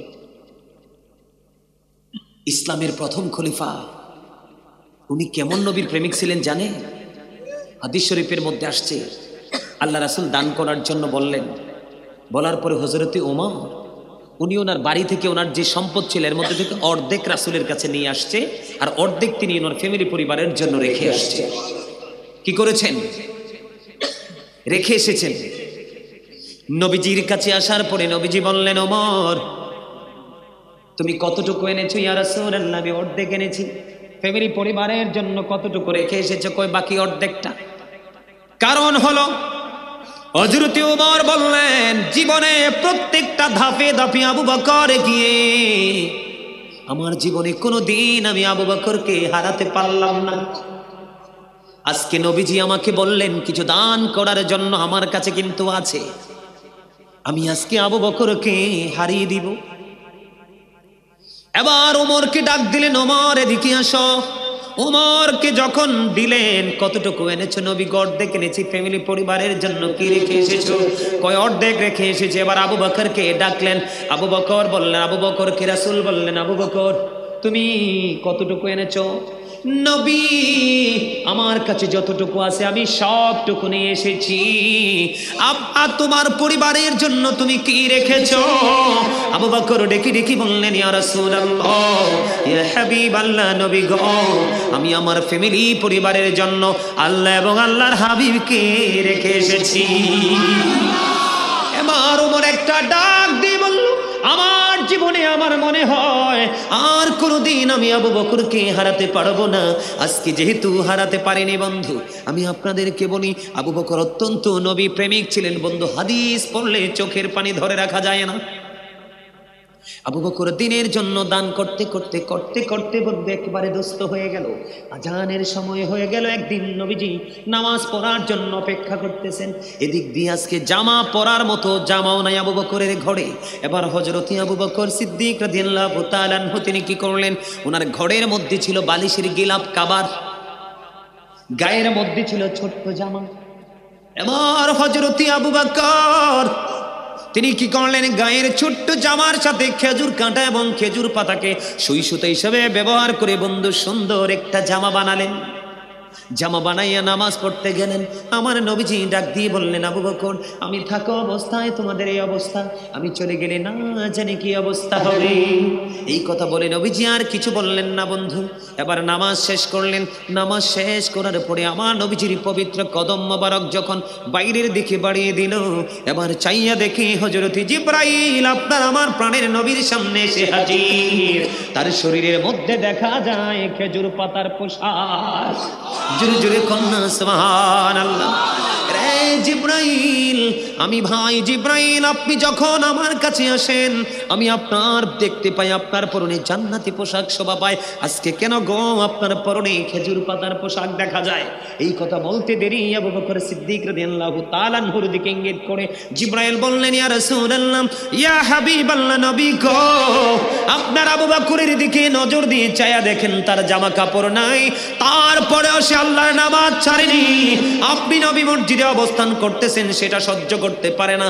সে যে জামার সাথে বালিশের গিলাপ জোড়া লাগাইলো, জোড়া লাগাইয়া ধৌত করে নামাজে আসতে গো নবী দেরি হয়ে গেছে। এদিক দিয়ে আল্লাহ রাব্বুল আলামিন আসমানের সকল ফেরেশতাদেরকে ডেকে ডেকে বললেন, ফেরেশতারা রে, তোমরা জমিনের দিকে নজর দিয়ে চায়া দেখো, আমার আবু বকর জীবনের সমস্ত সম্পত্তি বিলিয়ে দিতে দিতে দিতে দিতে একেবারে দুস্থ হয়ে গেল। আজকে নামাজে যাওয়ার মতো পর্যন্ত কোনো পোশাক নাই রে। তারপরেও আমার আবু বকর থেমে থাকেনি। নিজের গায়ের ছোট্ট জামার সাথে বালিশের গিলাপ যুক্ত করলো, খেজুর কাঁটা এবং খেজুর পাতা যুক্ত করে তোমরা সকল আসমানি ফেরেশতাকে আমার আবু বকরের সম্মানার্থে খেজুর পাতার পোশাক পরে নাও। যদি তোমরা কেউ খেজুর পাতার পোশাক পরতে আপত্তি করো, আমি তোমাদেরকে ফেরেশতাদের দপ্তর থেকে নামাতে বাধ্য হব। জিবরাইল বললেন, ইয়া রাসূলুল্লাহ, ইয়া হাবিবাল্লাহ, নবী গো, আল্লাহ রাব্বুল আলামিনের এই কঠোর হুঁশিয়ারি শুনতে দেরি আসমানের সকল ফেরেশতারা আজকে খেজুর পাতার পোশাক পরে দিয়েছে। নামাজের মর্যাদা, নামাজের কদর, নামাজের ইজ্জত আপনি আমি নামাজ পড়ার পরেও শোধ ছাড়তে পারি না, ঠিক না? আপনাদের এলাকায় শোধ আসেনি তো এই ওয়াজ কার জন্য করলাম? আসলে ভাইজান আপনি কি রাইট বলছেন? নাউজুবিল্লাহ, নাউজুবিল্লাহ। তা আমি এতক্ষণই সময় কাকে দিলাম?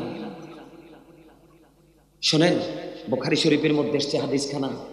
আমার দিকে তাকান, আমার দিকে তাকান না, আপনারা রাগ করবেন না, আমি আপনাদেরকে বাঁচার রাস্তা দেখাই। এদিকে তাকান, যা করেছেন করে ফেলেছেন, আগামীকালকে থেকে নিজেকে শোধরানোর চেষ্টা করবেন। কারণ কি জানেন? আল্লাহ রাব্বুল আলামিন পবিত্র কালামে হাকিমে সূরা আলে ইমরানের 185 নম্বর আয়াতের শেষ অংশে আল্লাহ বলেছেন, ওমাল হায়াতুদ দুনিয়া ইল্লা মাতাউল গুরুর। এই দুনিয়ার জীবন, এই পৃথিবীর জীবন একটা ধোঁকা, প্রতারণা। কে বললেন? আচ্ছা আমি বলি আপনাদেরকে, আপনারা কিন্তু আসলে আমার সাথে কি আবার কেউ ঝগড়া লাগবেন? ঝগড়া করবেন? যদি ঝগড়া করেন তাহলে কিন্তু আমি বলবো না। যদি বলে না হুজুর আপনি আমাদের আজকের জন্য আমাদের উপদেষ্টা হিসাবে আমি আপনাকে গ্রহণ করে নিয়েছি, আপনার যা বলার বলেন। আমি কিন্তু গতকালকে শোনেন, গতকালকে একটা প্রোগ্রাম করেছি আমাদের শহরে। ওই যে আমার সাথে আমার একটা পিচ্চি ছিল, আচ্ছা বলেন, আলেমরা কি সত্যের প্রতীক না? তবে সব আলেম কিন্তু সঠিক না। কিছু কিছু আলেম দিয়ে কিন্তু জাহান্নাম উদ্বোধন করবেন আল্লাহ। যারা জেনে বুঝে রাসূলকে ছোট করেছে, খাটো করেছে, রাসূলকে বেজ্জত করেছে, সে কিন্তু নামাজ জীবনভর পড়েছে, রুকু সারা জীবন করেছে, মেসওয়াক করেছে, কোরআন তেলাওয়াত করেছে, দান সদকা করেছে, অনেক বড় মুফতি, কিন্তু সে দু চোখ খাটার পরে কি হয়ে যাবে? জাহান্নামে যাবে। কারণ নবী চিনতে পারেন নাই। আল্লাহ কয়, আমি যেই যার মাধ্যমে তোমাদের কাছে নিজেকে পাঠালাম, তোমরা তাকেই তো অস্বীকার করেছে, ছোট করেছে। আমি বলেছি মর্যাদা দাও, সর্বোচ্চ সম্মানের আসনে আমার হাবিবকে বসাও। তুমি নিজে পাওয়ার খাটিয়ে নিজের মতো করে রাসূল সম্পর্কে যত নিচু করা যায় তত করেছে। শোনেন, আমাদের মধ্যে কিছু মানুষ আছে, আপনারা রাগ যদি করেন আমি কিছু করতে পারবো না। শোনেন, আচ্ছা আমাদের মধ্যে এমন কিছু উচ্চ শিক্ষা শিক্ষিত জেনারেল লাইনে এমন কিছু পণ্ডিত যাদেরকে আমি বলি অভিশপ্ত পণ্ডিত। কালকে এক ডাক্তার, কি বড় ডাক্তার, নাম বললে আপনারা চিনে ফেলবেন। নাম বলবো না, কারণ সরাসরি যদি নাম বলি গীবত হয়ে যাবে। নামটা আমি হাইড করে রাখলাম। আমার দিকে তাকান, সে কত বড় বেয়াদব, সে নাকি তাফসির করে। তখন আমি বললাম যে আপনি কিভাবে তাফসির করেন? কয় বাংলা তরজমা। আমি কই, ওইটা আছে রাইট, আপনি কিভাবে বুঝবেন? আপনি তো আরবি যে ক্লাসে যে গ্রামার পড়ানো হয়, নাহু সরফ পড়ানো হয়, মিজান মুসাইব পড়া হয়, এগুলো তো আপনি জীবনেও পড়েন নাই। এখানে আলেম আছেন না আপনারা? মিজান মুসাইবকে পড়ছে? কোনোদিনও তারা পড়ে নাই। তারা পড়ছে কি? সাইন্টিফিক গবেষণা তারা করে ডাক্তার হয়েছে, তাই না? আপনারা বলেন, বাংলা ব্যাকরণ না বুঝলে কিন্তু আপনি বাংলা বুঝতে পারবেন না। ইংলিশ গ্রামার না জানলে কিন্তু আপনি ইংলিশ বুঝবেন না। হয়তো বা দু চারটা সেন্টেন্স ইউজ করতে পারবেন সহজ যেগুলো, কিন্তু আপনি ডিপে ঢুকতে পারবেন না। ঠিক কোরআনটাও এরকম, আপনি যখন নাহু সরফ মিজান মুনসাফ যখন আপনি জানবেন না, ওই বাংলা তর্জমা যেটা আছে এখানে আছে কিনা জানি না, এটা শুধু আরবিক, আরবি কোরআন শরীফ। অনেক সময় দেখবেন কোরআনের নিচে তার অর্থটা দেওয়া থাকে। এক একজন এক এক রকম ভাবে কোরআনের তাফসির করে। এখন এই তাফসির করতে গিয়ে এখন কিন্তু বর্তমানে আমাদের দেশের মানুষ কি সঠিক আছে না বিভ্রান্তিতে আছে? কার কারণে? এটার জন্য কিন্তু আপনারা দোষী না, দোষী কিন্তু আমাদের মতো মৌলবীরা। কারা? সে কিন্তু তার চিন্তাধারা থেকে লেখছে। যখন আমি তাকে বললাম আপনি এভাবে, আপনি কোন হক্কানি আলেমের সংস্পর্শে যেতে হবে, আপনি এভাবে তাফসির পরে আপনি কিছু জানতে পারবেন না। এবার আমারে কি বলে জানেন? আমারে কয়, আপনি তো আমাকে ইসলাম থেকে দূরে সরাই দিলেন। নাউজুবিল্লাহ বলবেন না? আচ্ছা, আপনাদের দৃষ্টিতে আমার কথাটা কি যুক্তিযুক্ত হয়েছে নাকি এটা যুক্তির বাইরে চলে গেছে? আরো জোরে বলেন না। এই নিজেদের মন গড়া তাফসির, নিজেদের লেখা বই, কিছু বই পড়তে পড়তে তখন আমাকে বললো আমরা মূলটা জানবো কোত্থেকে? আমি কি মূলটা জানতে হলে আপনাদেরকে মূল কিতাবে যেতে হবে, যেটা মূল যেই কিতাব। আপনি তো ওই কিতাব দেখলে নিয়ে প্রস্রাব পায়খানা করে জাগার মধ্যে সব ভরাই ফেলবেন। কথা কন না কেন আপনারা? এই কিতাব সব আলেমদের কাছে নাই। উনি কয় ওই একজন দাঁড়াইয়া যায় নবীরে সালাম দিতে।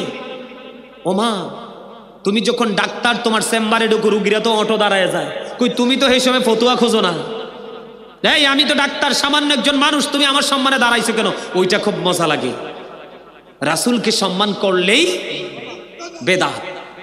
অথচ এই যে আমার সামনে কোরআন, আল্লাহ সূরা ফাতির 9 নম্বর আয়াতের শেষ অংশে বলেছেন অত আজিরহু অত আকরিহু। আল্লাহ বলেছেন help him and respect him, তোমরা আমার হাবিবকে সাহায্য করো এবং সম্মান করো। আমরা তো ফরজ বলে রাসূলকে সালাম দেই না, রাসূলকে মহব্বত করে সালাম দেই।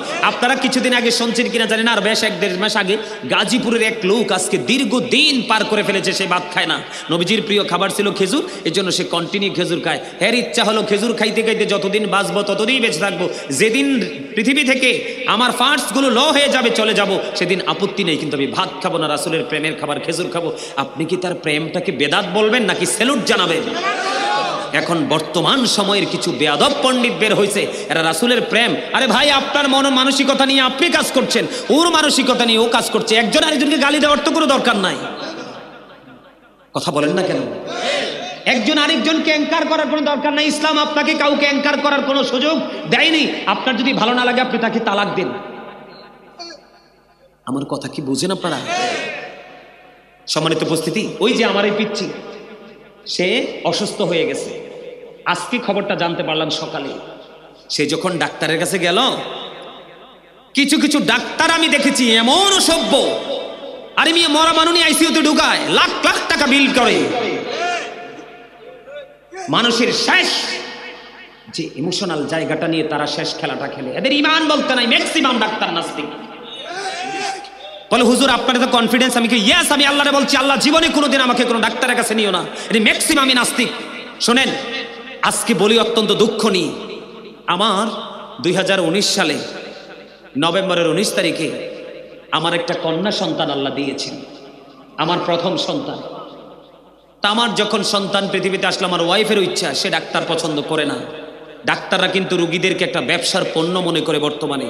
আমি আপনাদেরকেও বলে দেই, আমার মা বোনেরা যারা পর্দায় আছে বাচ্চা কনসিভ করেছে, এদেরকে বলবেন আল্লাহর গোলামি করতে, নামাজ পড়তে, রাসূলের প্রেম নিয়ে দুরুদ সালাম বেশি বেশি করতে, দেখবেন এরা টেরও পাবেন ওদের বাচ্চা ডেলিভারি হয়ে যাবে।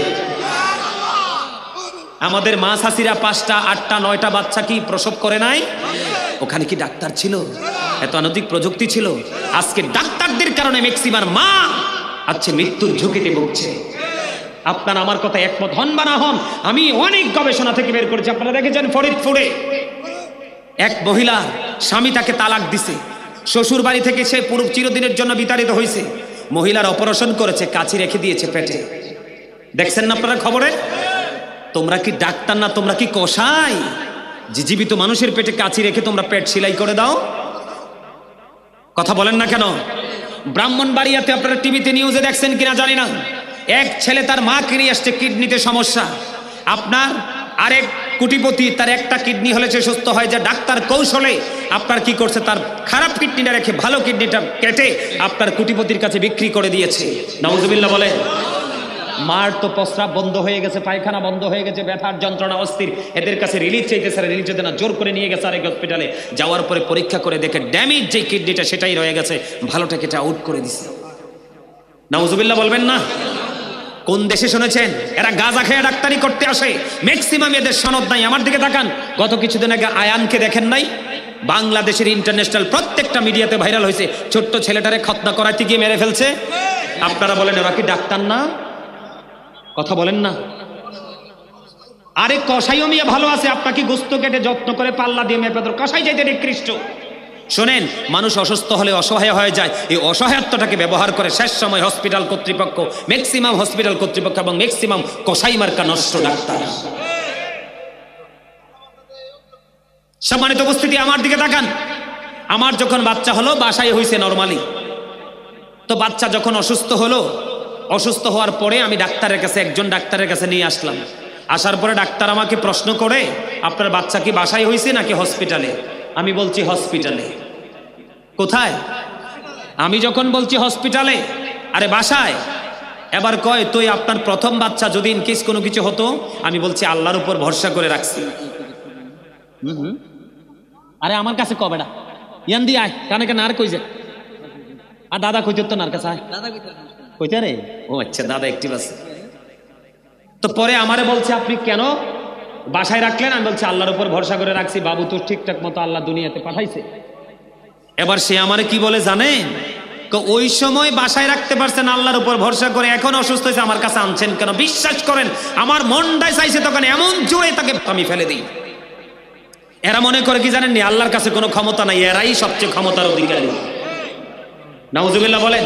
তো কয় যারা পৃথিবীতে সাধনা করেছেন, বিশেষ করে বাংলাদেশে যাদের কারণে আমরা ইসলাম পেয়েছি, ওলি আল্লাহ, তারা কিভাবে এত আল্লাহর প্রিয় হলো, কিভাবে আল্লাহর বুজুর্গ, আল্লাহ রাব্বুল আলামিনের দিদার অর্জন করতে পারলো, তাদেরই জীবন বৃত্তান্ত একটু শুনি। কি আরে কি বলছিলি? জীবন বৃত্তান্ত একটু পড়ি।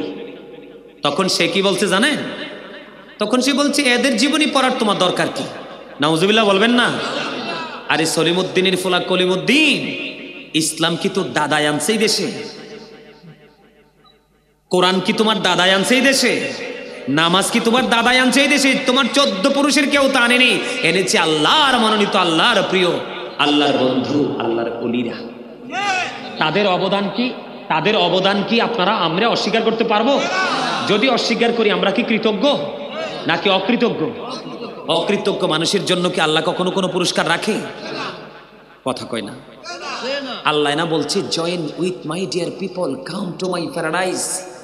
আল্লাহ বলেছেন ফাদখুলি ফি ইবাদি ওয়াদখুলি জান্নাতি, আমার প্রিয় লোকেদের সাথে যুক্ত হওয়ার, আমার জান্নাতে চলে আসো। তো যাদের সাথে যুক্ত হলে আল্লাহর জান্নাত যাওয়ার ঘোষণা আল্লাহ দিয়েছেন, তাদের জীবনে কি পড়া যায় না? তখন ওরে বলতেছে যে তুমি এগুলো পড়ার দরকার নাই, এগুলো কি দরকার, তুমি তাফসির পড়ো। এবার ও তো আপনার মাশাআল্লাহ সব দিকে একটিভ, আরবি লাইনে এবং বাংলা লাইনে মাশাআল্লাহ চমৎকার, ভেরি ইন্টেলিজেন্ট। হ্যাঁ, এবার সে তো ধরছে ডাক্তাররে হসপিটালে, চারপাশের মানুষ পেশেন্ট সবাই তাকায় রয়েছে তোর দেখে, কয় আপনি তাফসিরের কি বুঝেন? জাগাত সাইলেন্ট হয়ে গেছে। এই মিয়া, তুমি শিখছো মানুষকে কাটাকাটি, তুমি এটা নিয়ে থাকো? ইসলাম কি মামার বাড়ির মোয়া যে একজন কইলো তুমি বিশ্বাস করে তুমি ঢোল বাইরাইলা? যখন বলছে আপনি তাফসিরের কি বুঝেন, গ্রামার কি বুঝেন, সে জাগা সাইলেন্ট, যাক প্রেসক্রিপশন দিছে, টাকা দিছে, ওষুধ নিছে, হ্যাঁ নিয়ে কইতেছে এই বেয়াদবের ওষুধ খাইলে আমি বালা হইতাম না, সব ওষুধ নিয়ে ডাস্টবিনে ঢেলে দিছে। আলহামদুলিল্লাহ বলবেন না? আরে আরো জোরে কোন আলহামদুলিল্লাহ। কই এই বেয়াদবের ওষুধ খাই আমার লাভ হইতো না, এর চেয়ে বারো কোন আল্লাহর ওলির সোহবতে যাই। আল্লাহ রাসূল বলেছেন সুরুল মুমিনুনা শিফা, আল্লাহর ওলিদের জুটা খাও তুমি সুস্থ হয়ে যাবে, রাসূল বলেছেন। তবে তোমার ইমানটা যদি সলিড থাকে।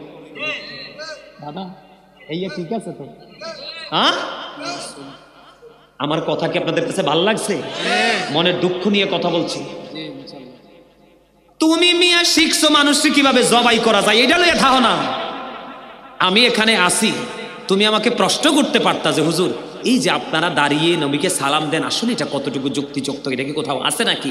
তখন আমি পারলে জবাব দিতাম, নাইলে লজ্জা পেয়ে চলে যেতাম, তাই না? আচ্ছা গেল ওইটা। আরেকটা ঘটনা কি ঘটছে জানেন? আমি একটা ওয়াজ করেছিলাম, এই ওয়াজটা করলে অনেক যুবক ভাইরা রাগ হয়ে যায়। তোমরা আবার রাগ হইবে নি? রাগ হইবে না তো? আচ্ছা, আল্লাহ যেটা কইছে এটা আমার কোয়া লাগবে না? রাসূল যেটা বলছে এটা আমাকে বলতে হবে না? বর্তমানে আমার যুবক ভাইরা তোমরা যে একটা পোশাক পরো, যে এক ঝাঁক যুবক বসে আছো ওদিকে, তোমরা সবার পরনে দেখা যায় জিন্স প্যান্ট। তোমরা বলো তো তোমাদের প্যান্টটা কি নাভির উপরে না নিচে?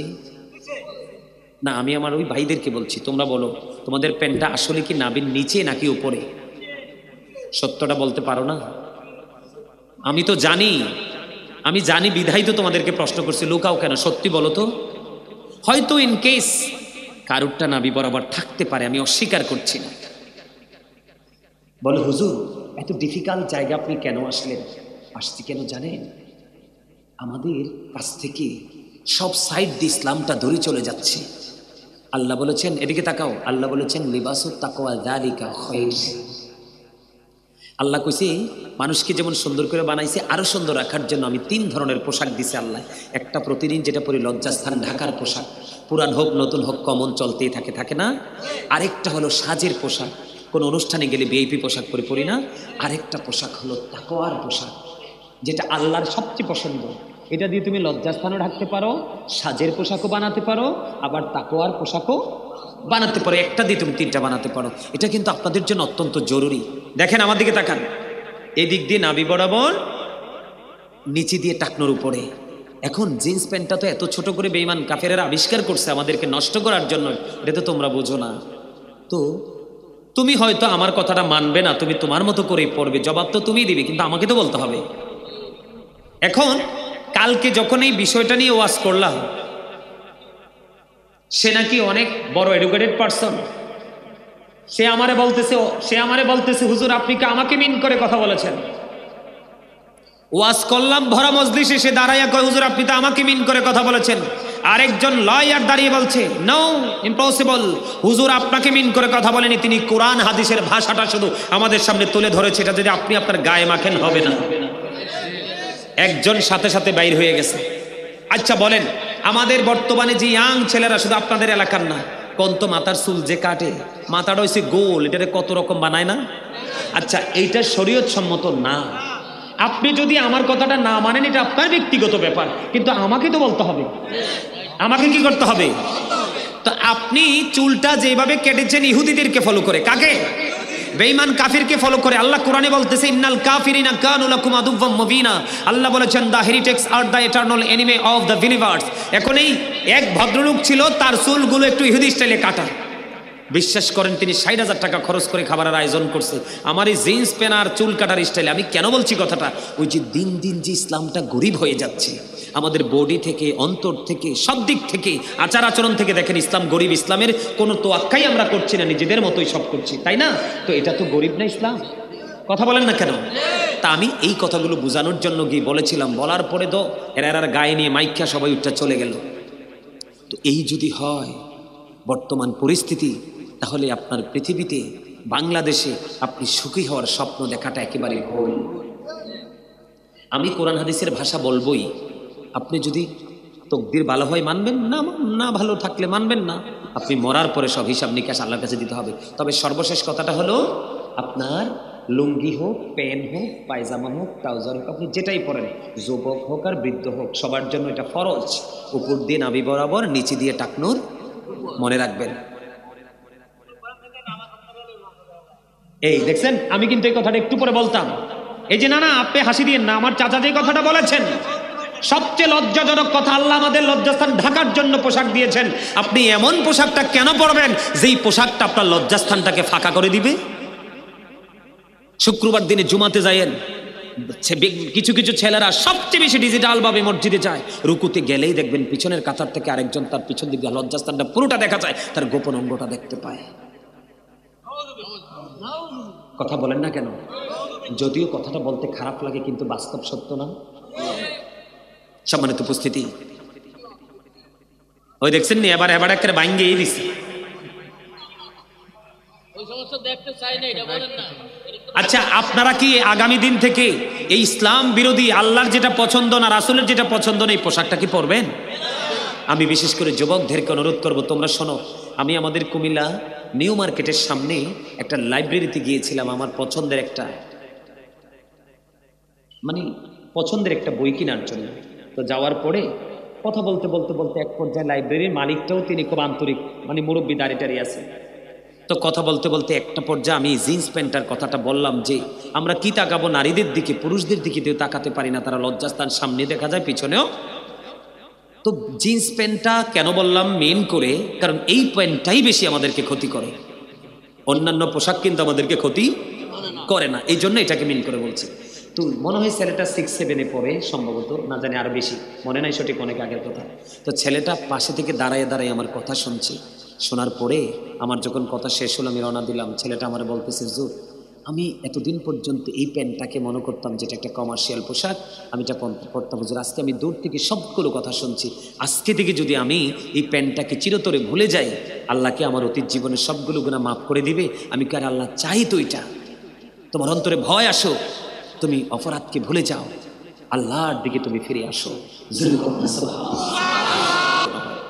তো যেহেতু এখানে উপস্থিত হয়েছেন, বসেছেন, আমি চাইবো আপনাদের বসাটা যেন কাজে লাগে। প্লিজ আপনাদের সবাইকে বলবো, স্টপ ইউর মাউথ এভরিবডি, সকলের জবানকে বন্ধ রাখবেন।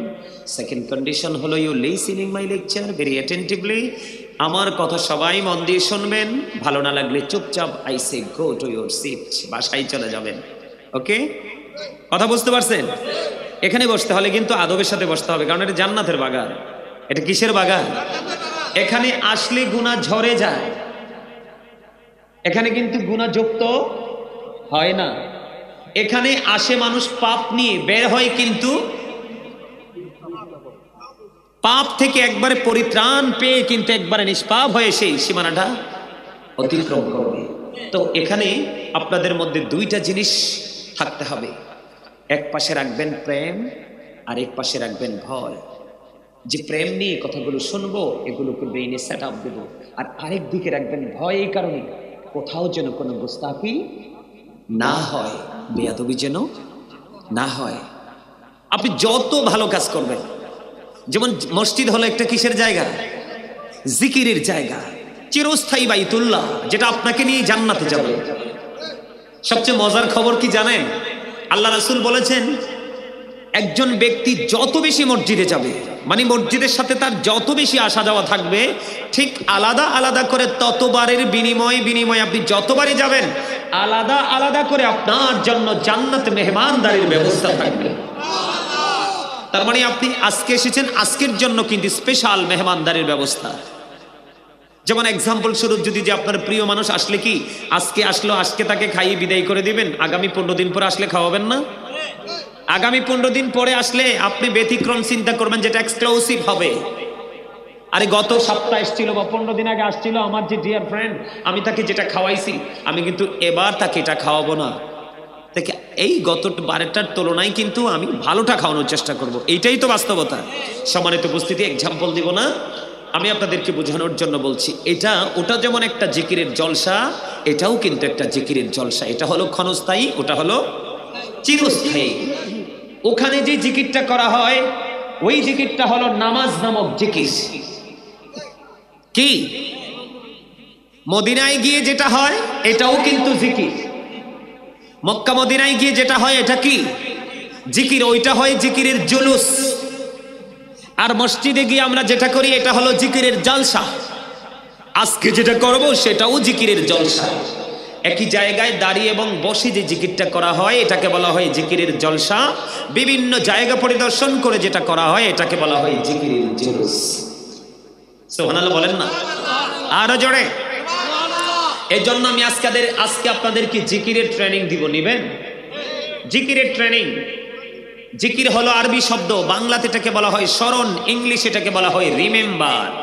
আল্লাহ বলেছেন remember me then I will remember you. তোমরা আমাকে স্মরণ করো, আমি তোমাদেরকে স্মরণ করব। সুবহানাল্লাহ বলে না কেন? আপনারা আমার কথা বুঝেন না? আল্লাহ নিজে বলতেছেন পবিত্র কালামে হাকিমে, আল্লাহ বলেছেন ফাযকুরুনি আযকুরুকুম। আল্লাহ বলেছেন remember me then I will remember you. তোমরা আমাকে স্মরণ করো, আমি তোমাদেরকে স্মরণ করব। তার মানে আমরা আল্লাহকে ডাকলে আল্লাহও আমাদেরকে ডাকবে। বন্ধুরি আমার সবচেয়ে বড় মজার খবর হলো আল্লাহ রাব্বুল আলামিন আল্লাহর হাবিবকে জানিয়ে দিয়েছেন, হাবিব আপনি জানিয়ে দেন আপনার উম্মতগুলোকে, পৃথিবীর বুকে তারা যদি ছোট ছোট জলসায় বসে আমি আল্লাহর জিকির করে, হাবিব আমি কথা দিলাম গো, আমি তার চাইতে উত্তম জলসায় আমি আমার বান্দার জিকির করি। আপনারা মজাটা বুঝেন নাই? মজাটা বুঝতেন? সুবহানাল্লাহটা অত জিকির। সুবহানাল্লাহটা কি জিকির? তো মজা না? আরো জোরে বলেন, এটা কি মজা না? এই জিকিরটাকে আবার আল্লাহর হাবিব হাদিস শরীফ ধারা অন্যরকম ভাবে মজা লাগাই দিছে। আল্লাহর হাবিব কিন্তু এই জিকিরটাকে অন্যরকম করে মজা লাগাই দিছে। বলে হুজুর কিভাবে? আল্লাহ রাসূল বলে দিয়েছেন, বন্ধু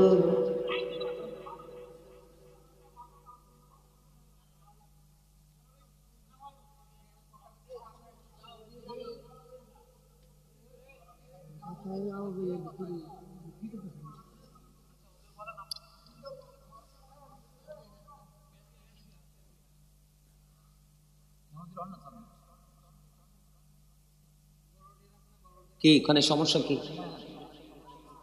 আউট পারসন না? ও আচ্ছা, তাইলে অসুবিধা নেই। বন্ধুরে আমার নবী বলে দিয়েছেন, যখন তোমরা জান্নাতের বাগানে আসা যাওয়া করো তখন ওখান থেকে কিছু ফল খেয়ে নিও। ইয়া রাসূলুল্লাহ, ইয়া হাবিবাল্লাহ, জান্নাতের ফলটা কি গো নবী? আমার নবী জান্নাতের বাগানের ফলটা কি বন্ধু? আল্লাহর কোরআনের ভাষায় বন্ধু, আল্লাহর ভাষা এটাকে বলা হয় জিকির। এটাকে কি বলা হয়? জিকির। আমার নবীজি জানিয়ে দিয়েছেন এটা জান্নাতীদের জন্য জান্নাতি ফল।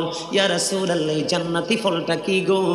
আমার নবী বলে দিয়েছেন সুবহানাল্লাহ ওয়ালহামদুলিল্লাহ লা ইলাহা ইল্লাল্লাহ, সুবহানাল্লাহ ওয়ালহামদুলিল্লাহ লা ইলাহা ইল্লাল্লাহ, লা ইলাহা ইল্লাল্লাহ, ও লা ইলাহা ইল্লাল্লাহ।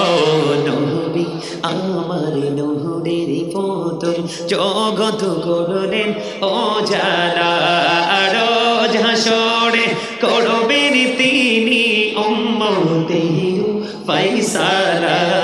সুবহানাল্লাহ আলহামদুলিল্লাহ লা ইলাহা ইল্লাল্লাহ, লা ইলাহা ইল্লাল্লাহ, লা ইলাহা ইল্লাল্লাহ আরশ কুরসি লৌহ কলম সৃষ্টি জাহান ওসিলা আরশ কুরসি লৌহ কলম সৃষ্টি জাহান ওসিলা নিজে আল্লাহ খুশি হইয়া নাম রাখিলেন হাবিবুল্লাহ সুবহানাল্লাহ আলহামদুলিল্লাহ লা ইলাহা ইল্লাল্লাহ লা ইলাহা ইল্লাল্লাহ ও লা ইলাহা লা ইলাহা ইল্লাল্লাহ মুহাম্মাদুর রাসূলুল্লাহ সাল্লাল্লাহু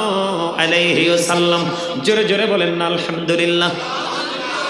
জিকিরটা কার কার কাছে ভালো লেগেছে? দুই হাত তুলে দেখান। আলহামদুলিল্লাহ। হাত নামান। এই যে ভালো লাগাটা কি দেহের মধ্যে না আত্মার মধ্যে? চমৎকার, অ্যাবসলিউট রাইট আনসার। অত্যন্ত চমৎকার লাগছে আপনাদের উত্তরটা, একদম যথাযথ। আমল করার পরে, জিকির করার পরে কোনো মানুষ যদি তার হৃদয়ে প্রশান্তি আসে, তাহলেই মনে করতে হবে তার আমল আল্লাহ পর্যন্ত পৌঁছে গেছে। কোনো আমল শেষ করার পরে যদি বন্ধু আপনি যদি কনফিউশনে থাকেন, হলো কি হলো না, আমি নিজে থেকে স্যাটিসফাই হতে পারছি না, তখন মনে করতে হবে এটা মালিক পর্যন্ত পৌঁছায় না। বন্ধু, আমি আজকে একবারই স্পেসিফিক একটা জায়গার জিকির নিয়ে আলোচনা করব, যে জিকির মানুষের জীবনে শ্রেষ্ঠ জিকির। এটা হলো বন্ধু নামাজ। এটা কি? নামাজ। আমরা অনেকেই আজকে আসার সময় দেখলাম বন্ধু কুচি, বুঝেননি? কুচি মানে অনেক বেশি ঢালু জায়গা, এটাকে আমরা কুচি বলি, অনেক সময় ঢালু বলি। আসার সময় হঠাৎ করে আমার চোখ পড়ল, অনেক কুচির মধ্যে সমিলের পাশে একটা লোক কাপড় চোপড় গায়ে বেঁচে আপনার পাল্লির মধ্যে তুলে লাকড়িগুলো মেপে মেপে দিচ্ছেন, আরেকজন সরিয়ে দিচ্ছে। তখন আমি আমার গাড়ি থেকে যখন হঠাৎ করে আমার দৃষ্টি গেল বন্ধু, আমি তখন আমার সঙ্গীদেরকে বললাম ওই দিকে তাকাও, তাকিয়ে দেখো মসজিদ কত স্মার্ট জায়গা, একেবারে পরিষ্কার, সর্বোচ্চ ক্লিন, আলোয় আলোয় ভরা। মুসল্লিদের সুখের জন্য চারপাশে থাই গ্লাস দিয়ে আপনি একবারে 100% ফিল আপ করে দিয়েছেন।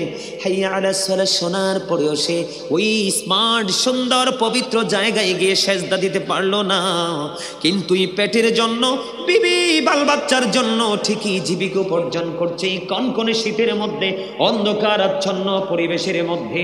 বন্ধু, পেটটার যেমন বাধ্যতামূলক আপনাকে খাবার জোগাড় করতে হবে, ঠিক তেমনি ভাবে আপনি পরকালে ওই যে ফিউচার বন্ধু বর্জখী জীবন, ওই জীবনে কদমটা দিতে হলে আপনার রুহের জন্য খাবার জোগাড় করতে হবে।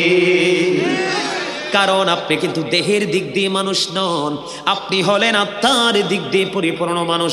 মানুষের দেহের মধ্যে যতক্ষণ পর্যন্ত আত্মাটা থাকবে সে তখনই মানুষ, যখন এই দেহ থেকে আত্মাটা চলে যাবে তখন ইউ আর ডেড। কথা বলেন না কেন? আই মে ডেড, আমি আপনি আমরা উভয় বন্ধু মৃত। তাহলে এখান থেকে বোঝা যায় আপনার আমার দেহটা বন্ধু আসল নয়, এইটা হলো একটা খাঁচার মতো, আর আসলটা হলো ভিতরে অচিন পাখি। কোন দিন কেমন করে আসলো, আবার কোন দিন কোন অবস্থায় কোথায় যে আমার মধ্য থেকে আপনার মধ্য থেকে চলে যাবে, এটা যেমনি ছিল আদিকাল থেকে বন্ধু অজানা, এখনো পর্যন্ত আপনার আমার কাছে অজানা। কথা বলেন না কেন? তাহলে আসলটা কোনটা? আত্মাটা, রুহটা, যেটাকে ইংলিশে বলা হয় সোল। আত্মাটা শুধু প্লেসটা চেঞ্জ করে, স্থান পরিবর্তন করে। আল্লাহ বলেছেন, say the soul is the order of my lord, কওলির রুহু মিন আমরি রব্বি। First tense, present tense, future tense, অতীত, বর্তমান, ভবিষ্যৎ। একদিনই রুহুটা ছিল আলমে আরোহায় রুহের জগতে, আজকে আছে আপনার আবার মধ্য হয়ে পৃথিবীতে, আরেকদিন চলে যাবে বন্ধু বর্জখী জীবনে। যেদিন কবরে চলে যাবে রে, সেই দিনকার মতো অসহায় আর কোনোদিন হব না। এই জন্য বন্ধু আমি ছোট্ট একটা আয়াত তেলাওয়াত করেছি পবিত্র কালামি হাকিম থেকে। আল্লাহ রাব্বুল আলামিন বলেছেন, ইয়া আইয়ুহাল্লাযীনা আমানু কু আনফুসাকুম ওয়া আহলিকুম নার। আল্লাহ বলেছেন ঈমানদারগণ, আমাদেরকে বলেছেন ঈমানদারদেরকে ডেকে ডেকে আল্লাহ বলেছেন তুমি জাহান্নাম থেকে বাঁচো এবং তোমার পরিবারকেও জাহান্নাম থেকে বাঁচাও। আল্লাহ বলেছেন, O believers, save yourself and your families from the fire.